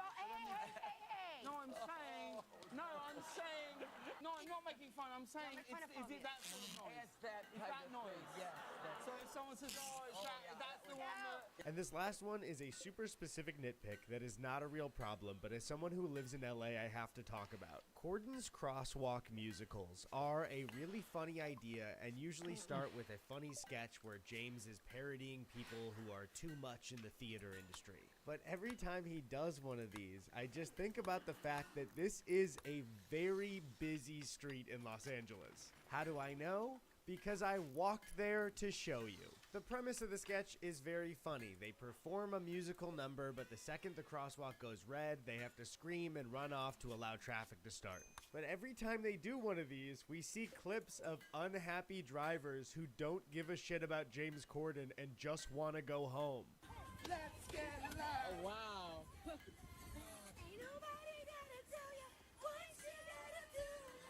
They programmed this light to last longer and clocked traffic just so James can do a bit. Get off the car, dude. What are you doing? Oh, he broke that car. But as I stood there trying to get footage to show you how busy the crosswalk can get even in the early afternoon, I started to become overwhelmed by the sheer star power of it all. The crosswalk was labeled Cordon Crosswalk, and I could see his face plastered on the CBS building. International superstars had stood right here. People like Harry Styles, BTS, or Josh Gad. And that's when it hit me. I could cross the walk myself. This was it. This was my moment.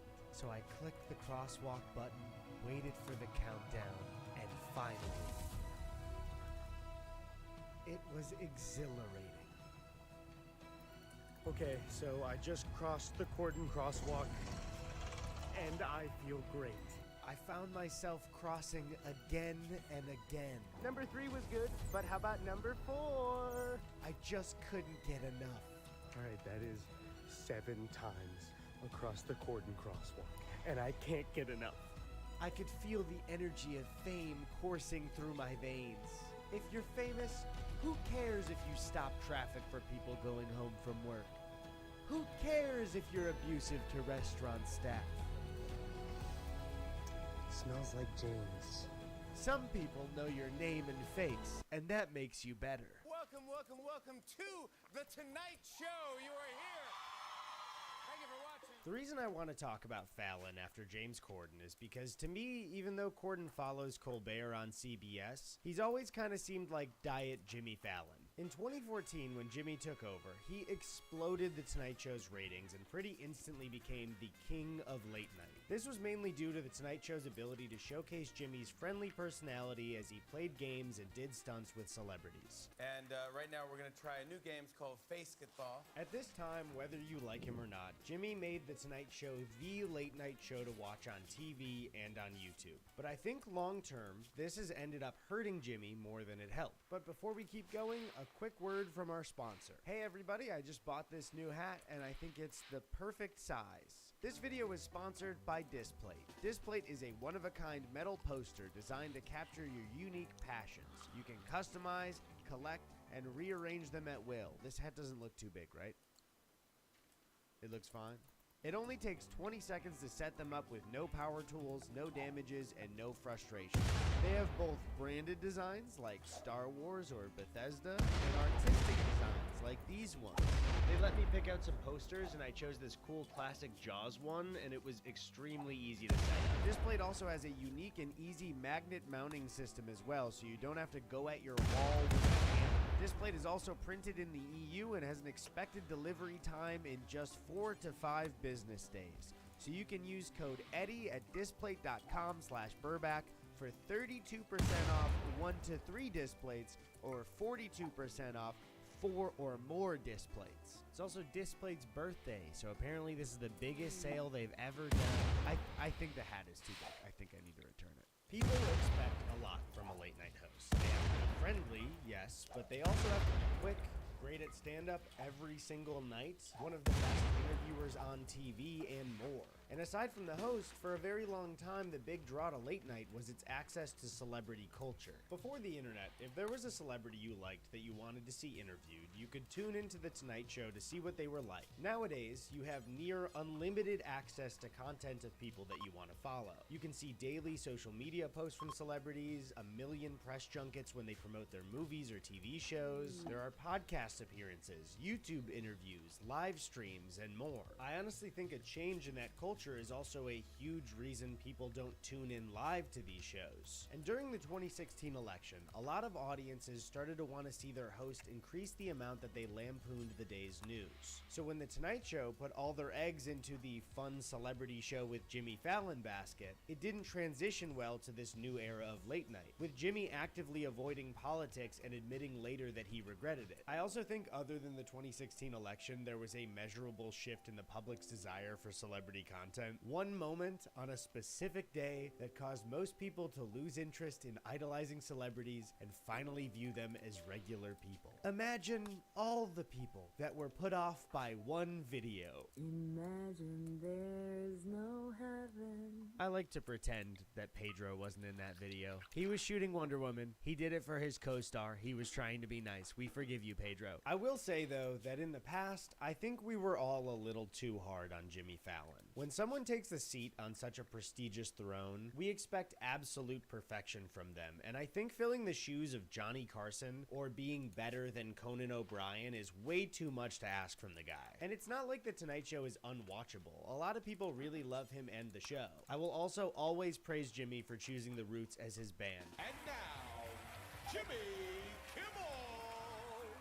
I feel so unbelievably neutral on Jimmy Kimmel. Maybe once or twice a year I'll catch a monologue he did or a viral segment from his show, but I've never really felt strongly about him. I will say I think he and Corden had the most boring quarantine shows. Jimmy Kimmel Live is probably the most cookie-cutter classic late-night show format of all of them. One thing I did notice, though, is that Kimmel seems to interlace a lot of his monologue with viral video clips and clips from the news before he makes jokes about them. It feels a bit more like a modern take on a monologue because he's reacting to them a little bit more, and they do really well on YouTube for that reason, I think. But yeah, I don't know. I don't really feel strongly about Jimmy Kimmel. Ladies and gentlemen, welcome in here, out there, all around the world to The Late Show. I am your host, Stephen Colbert. So when we're looking at the current state of late night and how the format works after quarantine, a lot of hosts have not changed much. Schiffer. Oh, that much? Really, that little? Come on, buddy, shoot him.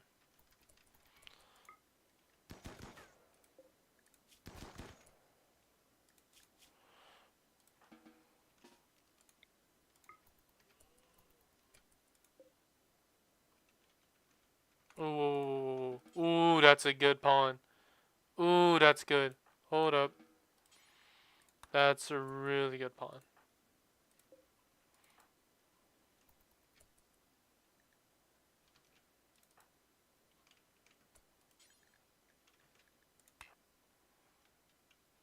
That's fine. Prison, bed.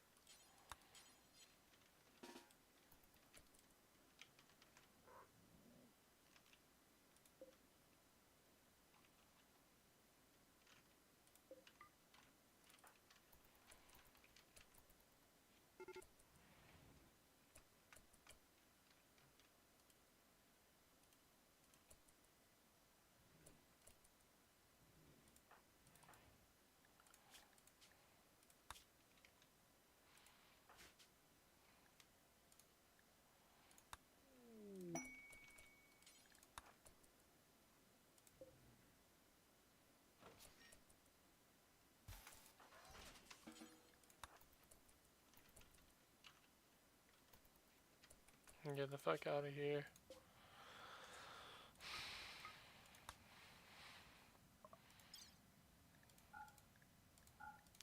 Take that. Beer, yes, baby. Duck meat, berries, yeah, glitter world. Let's go, baby. Bada bing, bada boom. And they're in the prisoner. Okay.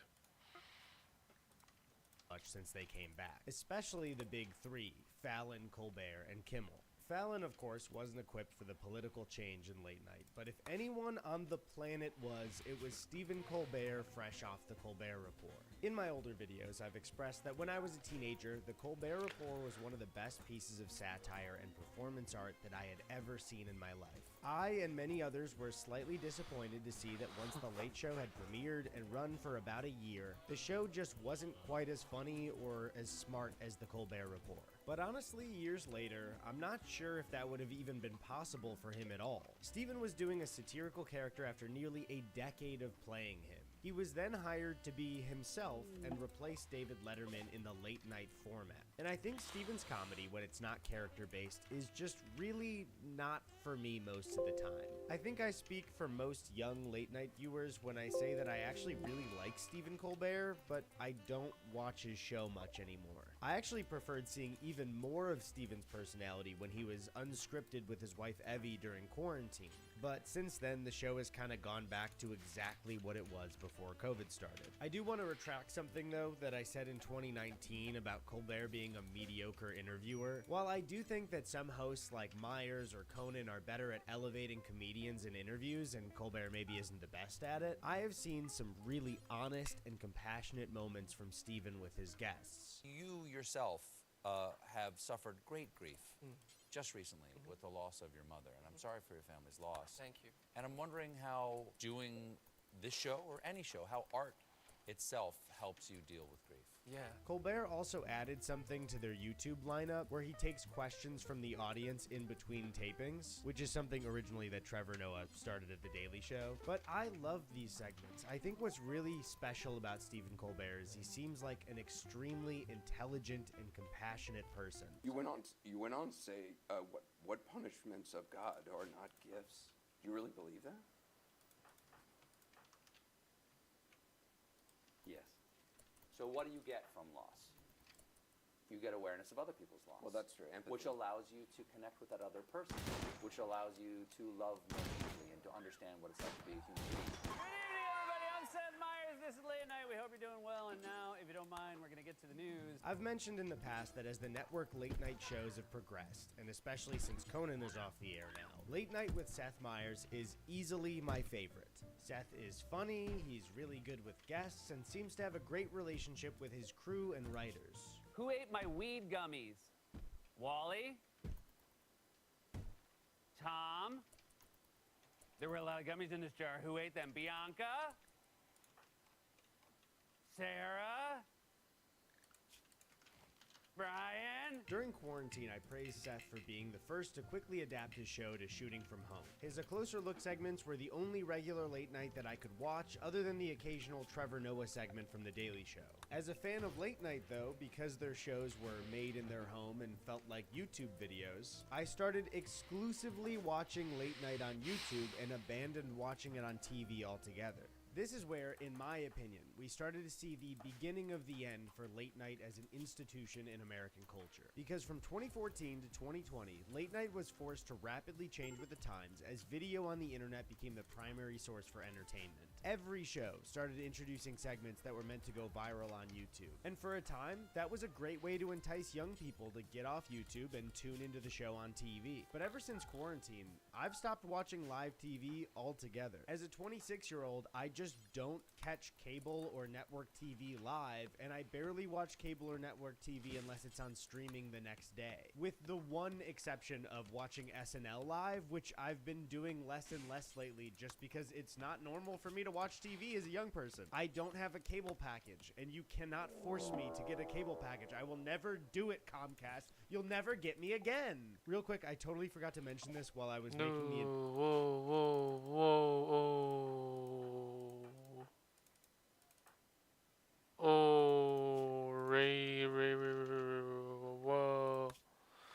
How are we gonna do this? We might need to call backup. We might need to call back. Oh, I'm so stupid. Shit. Oh. Shit, okay. This is stressful. This is extremely stressful. Because no one can fight. No one. Can even this person, can they fight?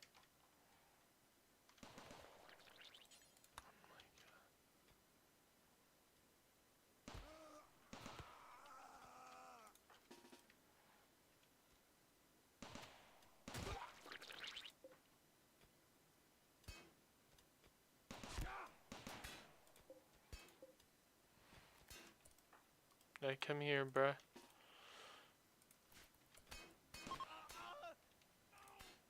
Are they just fleeing like that? No. No, no.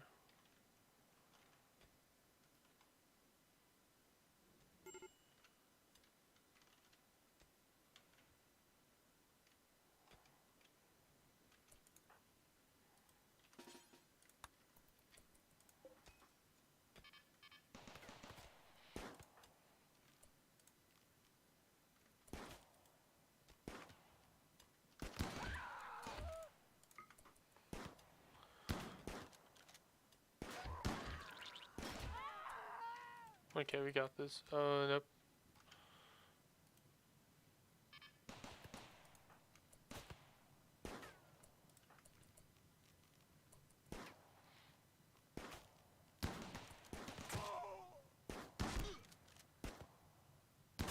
Okay. That's another good guy. Damn, okay. You heal. Heal. You go. Right here. Check what's going on here. You come here too.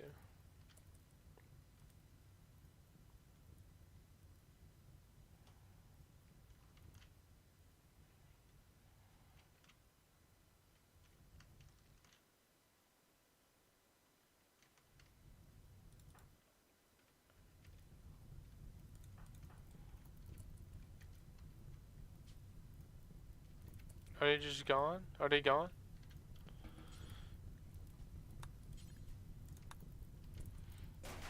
No. That's some power down the drain. Oh, great.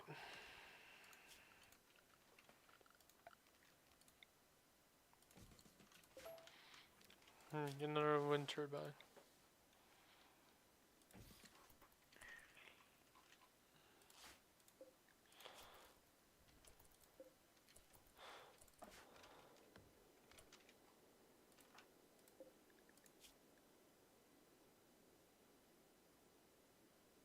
Oh, he's dead anyway.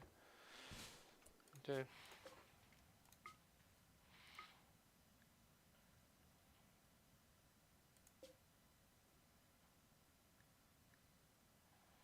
You go. These, they're gonna bring Dickerson and Baron. They go.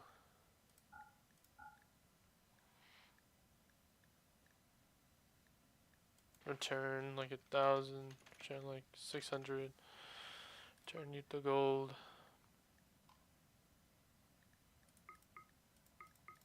Rare things we need.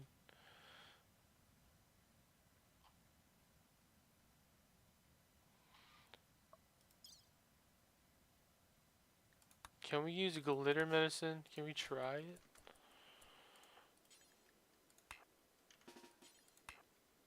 Oh my god, it's so annoying. Like, I just wanna, like, heal a dude, but it's like, you can't do that. Unless you have, like, and it's so annoying too. Okay, Baron. Capture this guy.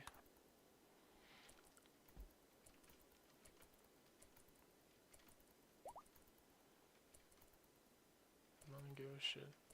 It's infected. That's the thing I hate about Rimworld is that you cannot just like get the medicine and put it in him. No, that's not a thing you can do.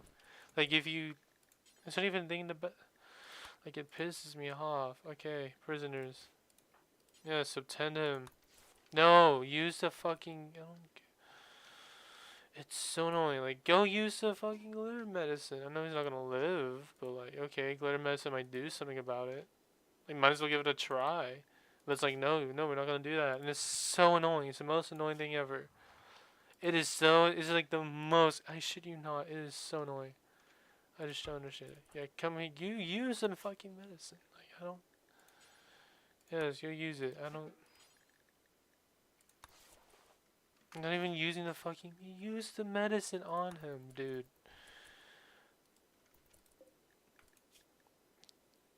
Yeah, so now you can tend to him. So then, just tend to him using it. Like, go. I don't care. You anything, honestly. Best quality, whatever. Like, go. Just tend to him, man. There. Jesus Christ. Okay. Litter world. Nah, might as well waste one. I'll waste it on this guy. He's a good guy. Is there like a way I can like do anything about it? I don't think I can. Like I can't. I lost all my powers. I can't like inspire him or anything.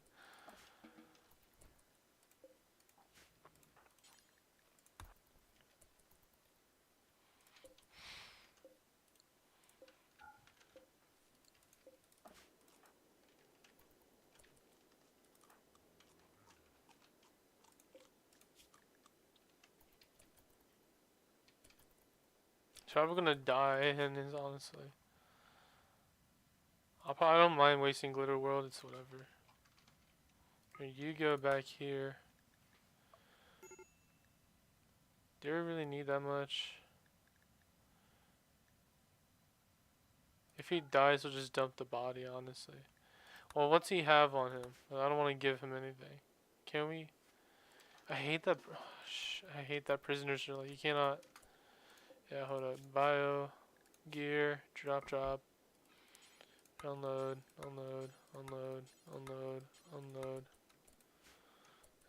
She's fine. Just, okay.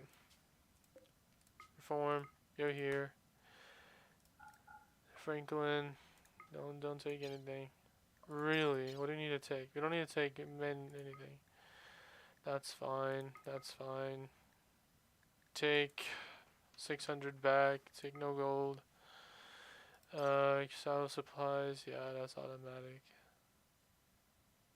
That's fine. Okay.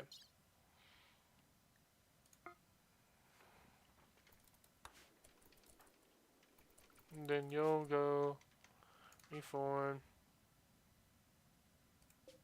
Go down here.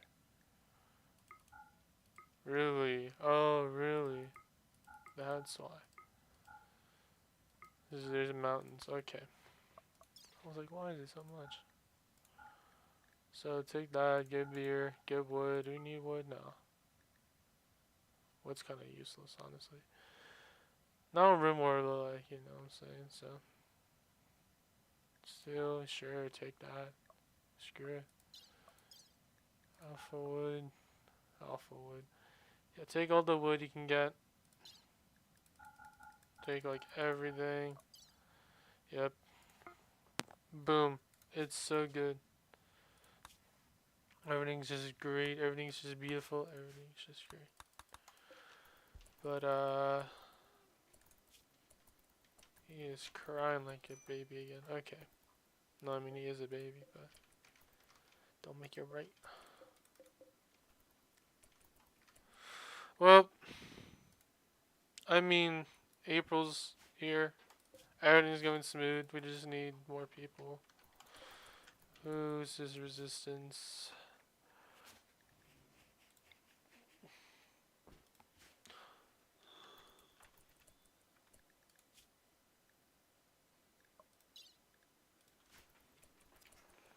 He's beginning the surgery.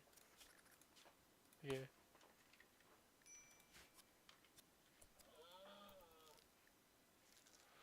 Please, I swear if it doesn't work, cause it's so expensive, just to like have a. He can't die. Well, he can die. He can die in like soon. There we go. Prosthetic leg. Now he can walk. Now he can walk a bit. Yay. No, food poisoning's gonna be a bitch. I don't think he's gonna survive, man. Like, what is this? Yeah, he's like He's like fucked, bro. He's so fucked.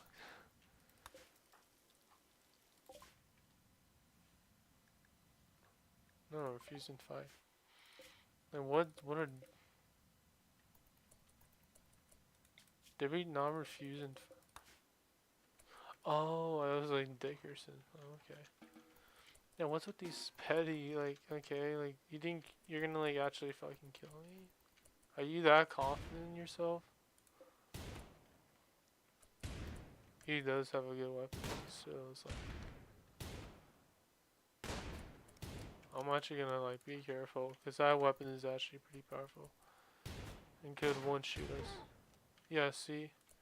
That does damage. I'm surprised it just has a bruise. There's no way it should just have... How to get a bruise from one? That's crazy, honestly. As I know those boys are powerful. Must have a really bad one. Just get a bruise, that is absolutely crazy. Because those look, those things they do okay, maybe not that powerful. Oh, okay, he has a shotgun too. Is he retreating?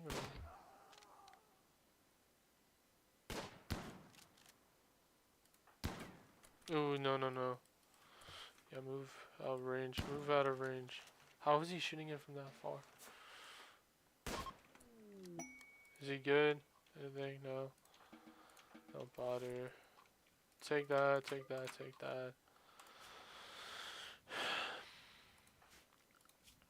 Okay, reform. Oh yeah, you go here. This. Where's this at? Reform. We can do anything here because we're enemies with them.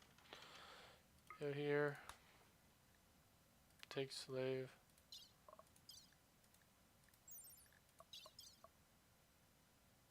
Are we keeping it? No, what the hell? No, don't keep them, just leave them. I don't want them. I don't want them.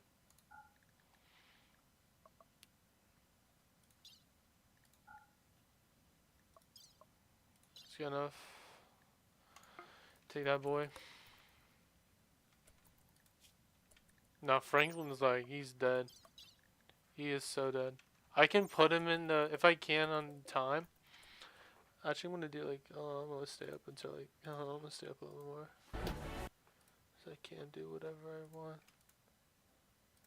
Entire video. The Yikes clothing that I'm wearing throughout the whole thing is new merch, and I didn't think to mention it once. It's at yikeshop.com, or the link is in the description to click. I'm so sorry I didn't mention it before. Back to the video. And this is where I think I disagree with the energy of my video in 2019 the most. Because at the end of the day, no matter who changed the format in what way, or who hosted what show, late night is past its prime simply because times have changed. I mentioned access to celebrity culture not being a draw to late night anymore. But almost every feature of late night TV has thousands of alternatives online or in streaming services. Do you want to watch some celebrity interviews? You could watch Hot Ones, or a podcast they were on, or magazine interviews like GQ or Wired on YouTube. Do you want to see topical comedy on today's news? Everyone on Twitter...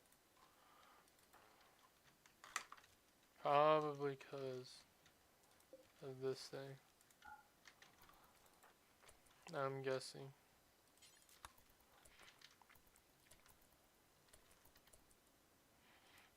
Now look at him moving.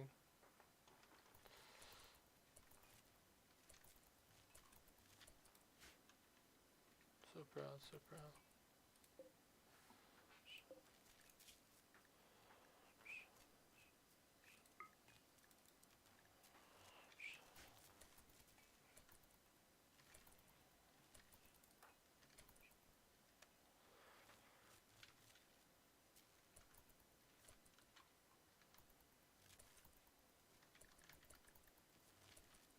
And he's vomiting, okay. Well,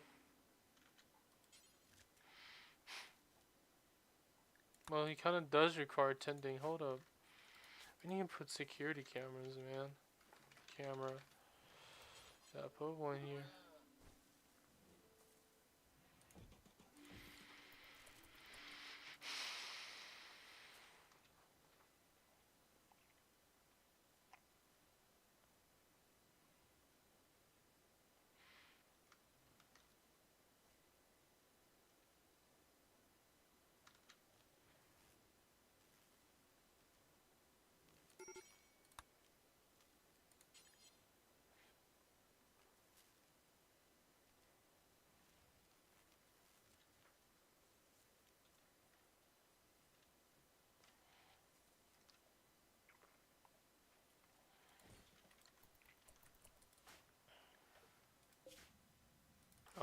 He's pretty much dead, honestly, at this point. So, well, he just, oh my god, these people suck. And it's like, everyone's so slow too. It takes so long to get from one place to another. Wrong person. Car zone. Yeah, nobody's tending to the damn infection. Tend to them. Don't tend without medicine. Can you not tend? Yeah. What are you doing? Tend with no, tend with fucking medicine. Fucking medicine. Holy shit, it's not that hard. Even if it says like, oh yeah, best quality medicine, yeah. Just tend with medicine. It's not hard. I don't know what's like the big problem with tending people. Get in there. Get in here. Holy shit. There is someone who's fucking dying. And that's, oh my god. It's such an annoying game. Use the medicine! I don't care. Industrial. Now 10. Jesus Christ. And these are actually useful people. What do you have in prisoner for? Jesus Christ, you suck. Oh my god. You suck balls, man. You suck balls.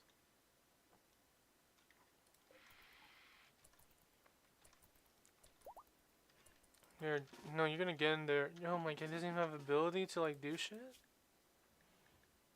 I thought he was the leader or some. Really? I thought he was the leader. What? No, no, damn. You're just a leader, jeez. You're always a leader. What? I thought he was the leader. I thought we made him the leader. Did we not? Has already beaten every joke to death on the topic before the day's late night episode even begins taping. Late night audiences have watched some hosts change their format and continue to keep up with them on YouTube, but there is simply too much good content out there in the world to expect most people to shut it all off and tune into an hour of network television. Conan had completely shifted his show around until finally settling on the fact that late night was no longer a good format for him. He now has an extremely successful podcast where he does much more personal and in-depth interviews he couldn't do in the old format. He also has been developing what seems to be a full show for his remotes and travel remotes, which was a wildly successful new format to his show that showcased his talents much better than being forced to do a monologue in a suit in front of a live audience. It's why I don't blame Trevor Noah for leaving The Daily Show. He's young, very intelligent, and full of potential. Why waste it on a cable show on Comedy Central that people are almost exclusively watching on YouTube? Why do they have malnutrition? Every other late night show has become a form of The Daily Show for the most part. And other comedians like John Oliver, Hassan Minhaj, and Z-Way have all tried to radically change the format. And as a viewer, all three of these shows totally work for me, but Hassan's Patriot Act and Z-Way both got canceled. I think that's probably why we saw Trevor Noah leave without passing the show to a successor, leaving The Daily Show to just cycle through guest hosts for now, and CBS ending The Late Late Show along with Corden ending his run. They're actually replacing it with a reboot of At Midnight from Comedy Central? I just never thought I would see At Midnight return ever again. So feed the baby! Like work? Yes, of course. But I don't think we'll ever see Late Night as an institution again, because at the time, it was one of like three things on TV. Year by year, the late night business makes less money and ratings go down. And I think that has more to do with atmosphere than the hosts themselves.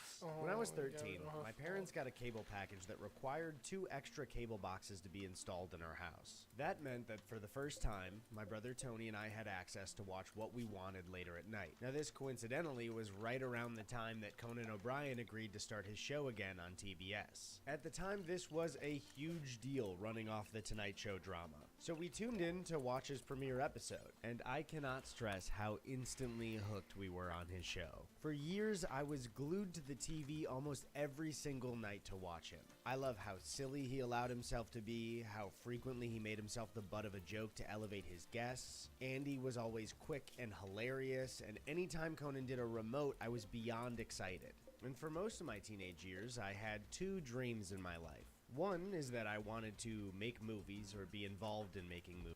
movies. And the other was to one day become a comedian with my own late night show. And that's what made the 2014 to 2015 transition so exciting for me. It was really cool seeing the differences in what every show's crew, writers, and hosts had to offer to the format. But much like the format, that dream has slowly faded over time, and that's okay. John Oliver, Hassan Minhaj, and Z-Way have all tried to radically change the format. And as a viewer, all three of these shows totally worked for me, but Hassan's Patriot Act and Z-Way both got canceled. I think that's probably why we saw Trevor Noah leave without passing the show to a successor, leaving The Daily Show to just cycle through guest hosts for now, and CBS ending The Late Late Show along with Corden ending his run. They're actually replacing it with a reboot of At Midnight from Comedy Central? I just never thought I would see At Midnight return ever again. So can shows like Late Night work?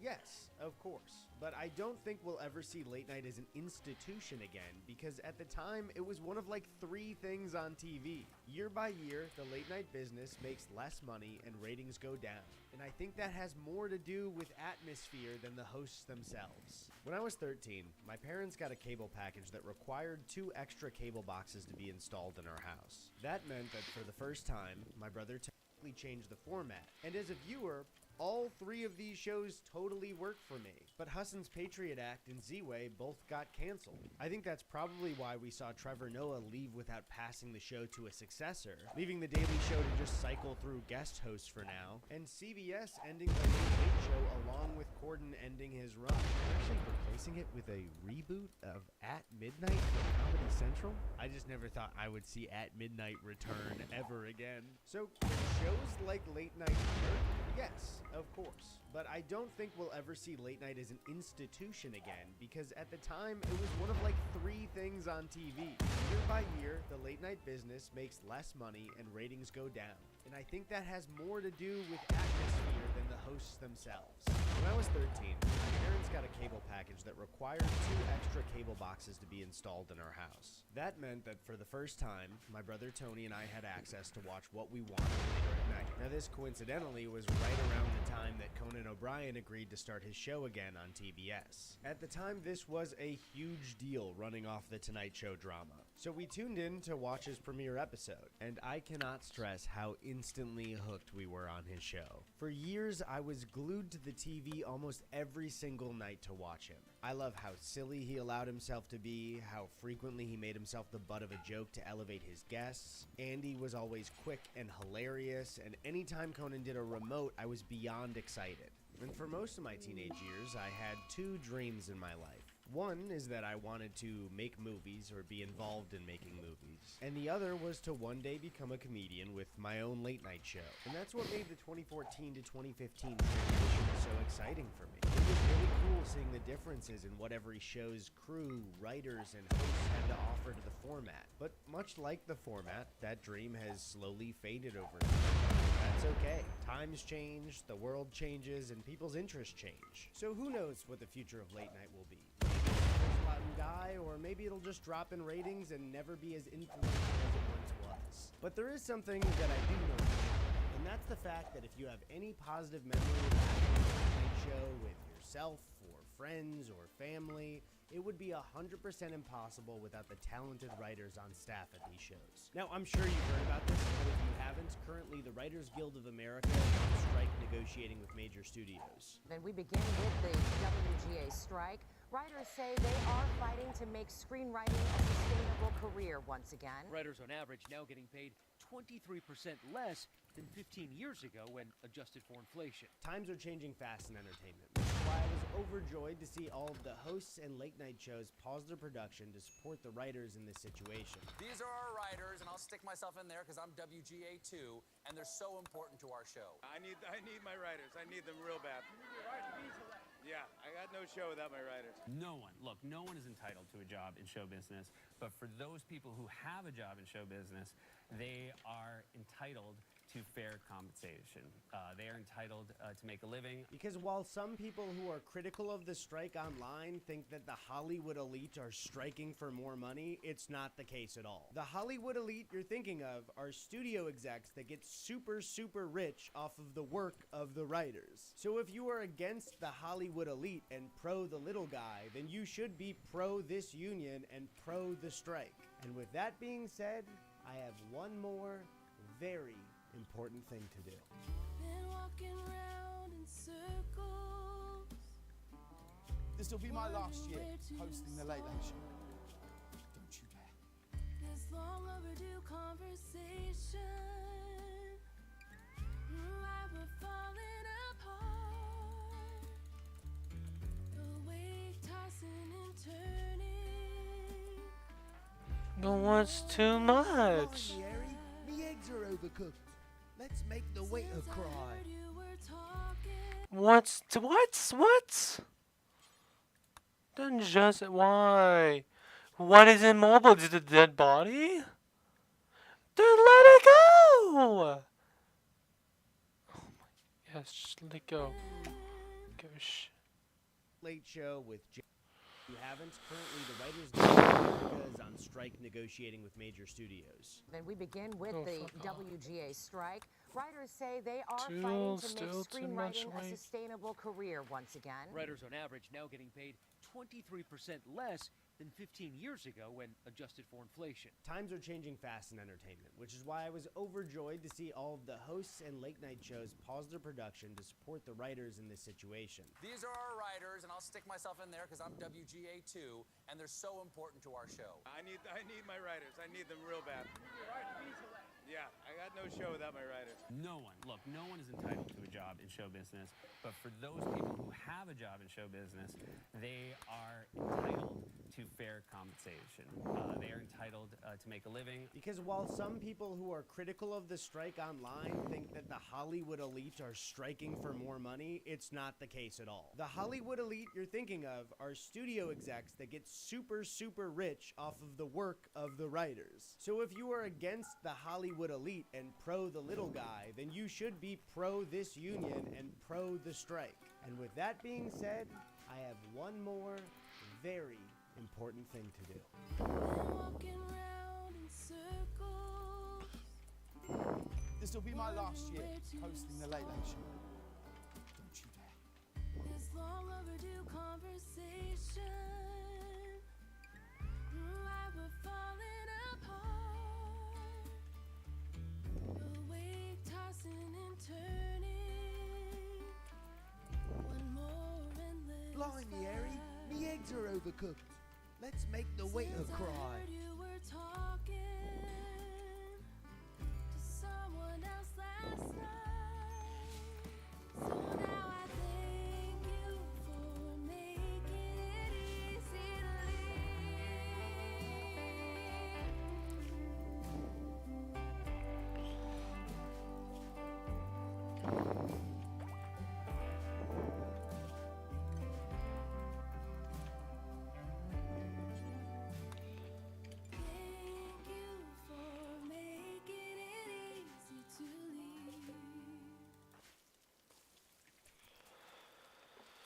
Here's what the next journal.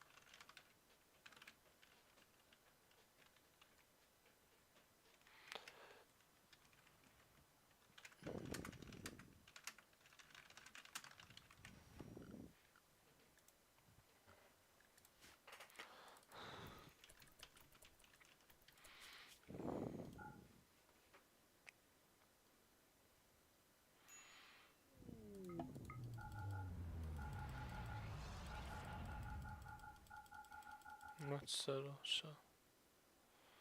Subtle. Okay.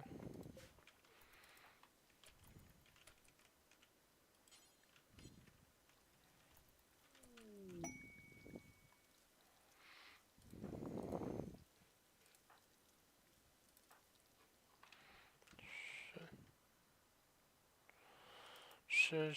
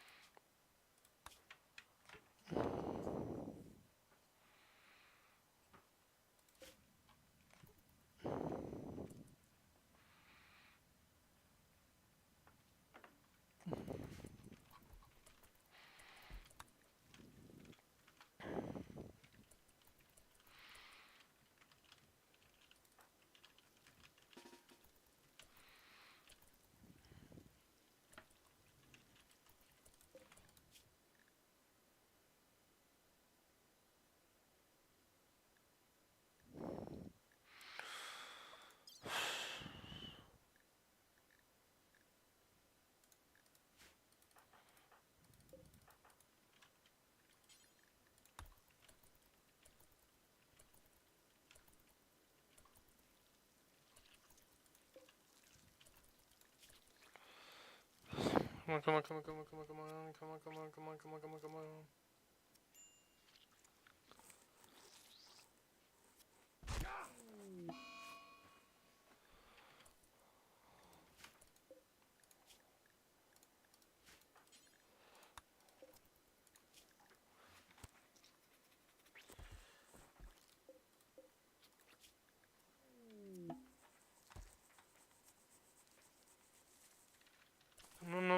No. Oh my god. Dumbass drone hub and shit.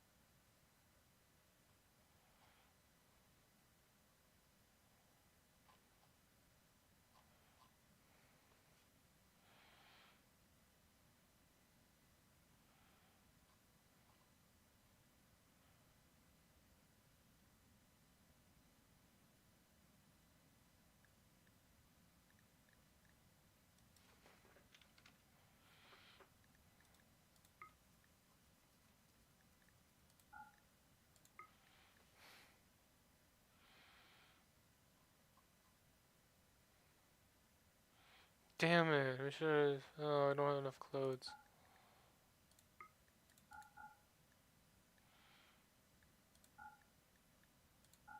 Do I really need Lucy? I don't like Lucy. I don't like the idea of it. Yeah, screw Lucy.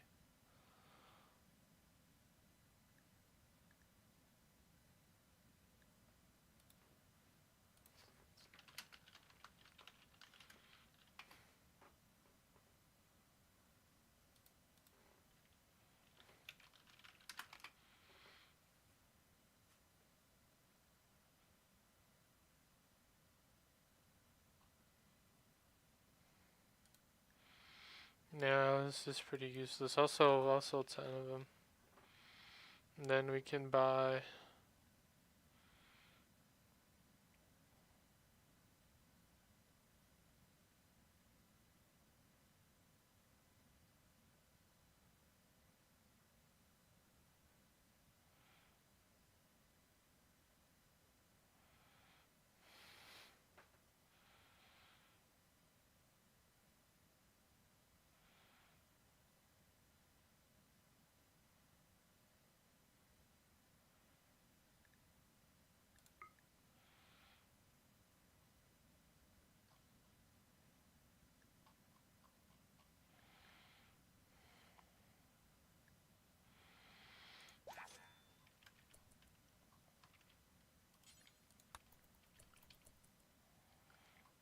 I think we're good with trading. I'm pretty sure we're really good with trading. It's been a good run, yo.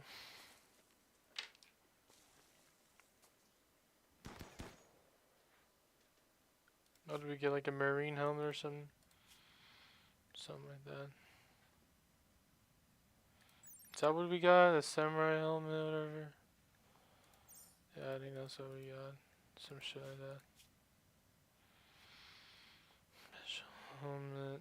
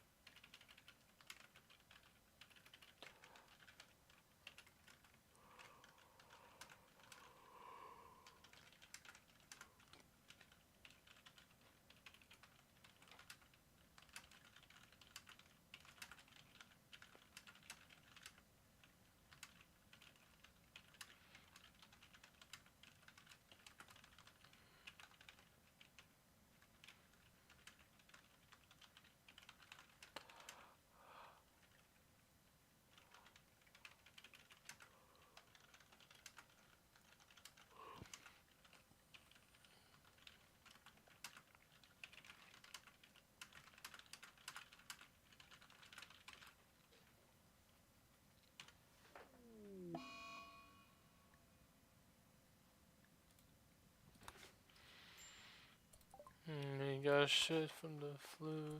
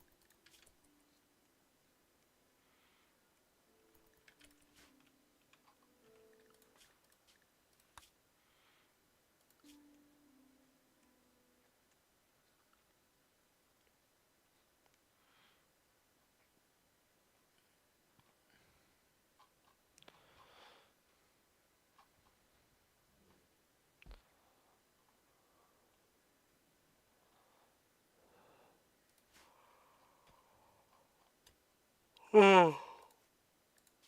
Let me see them.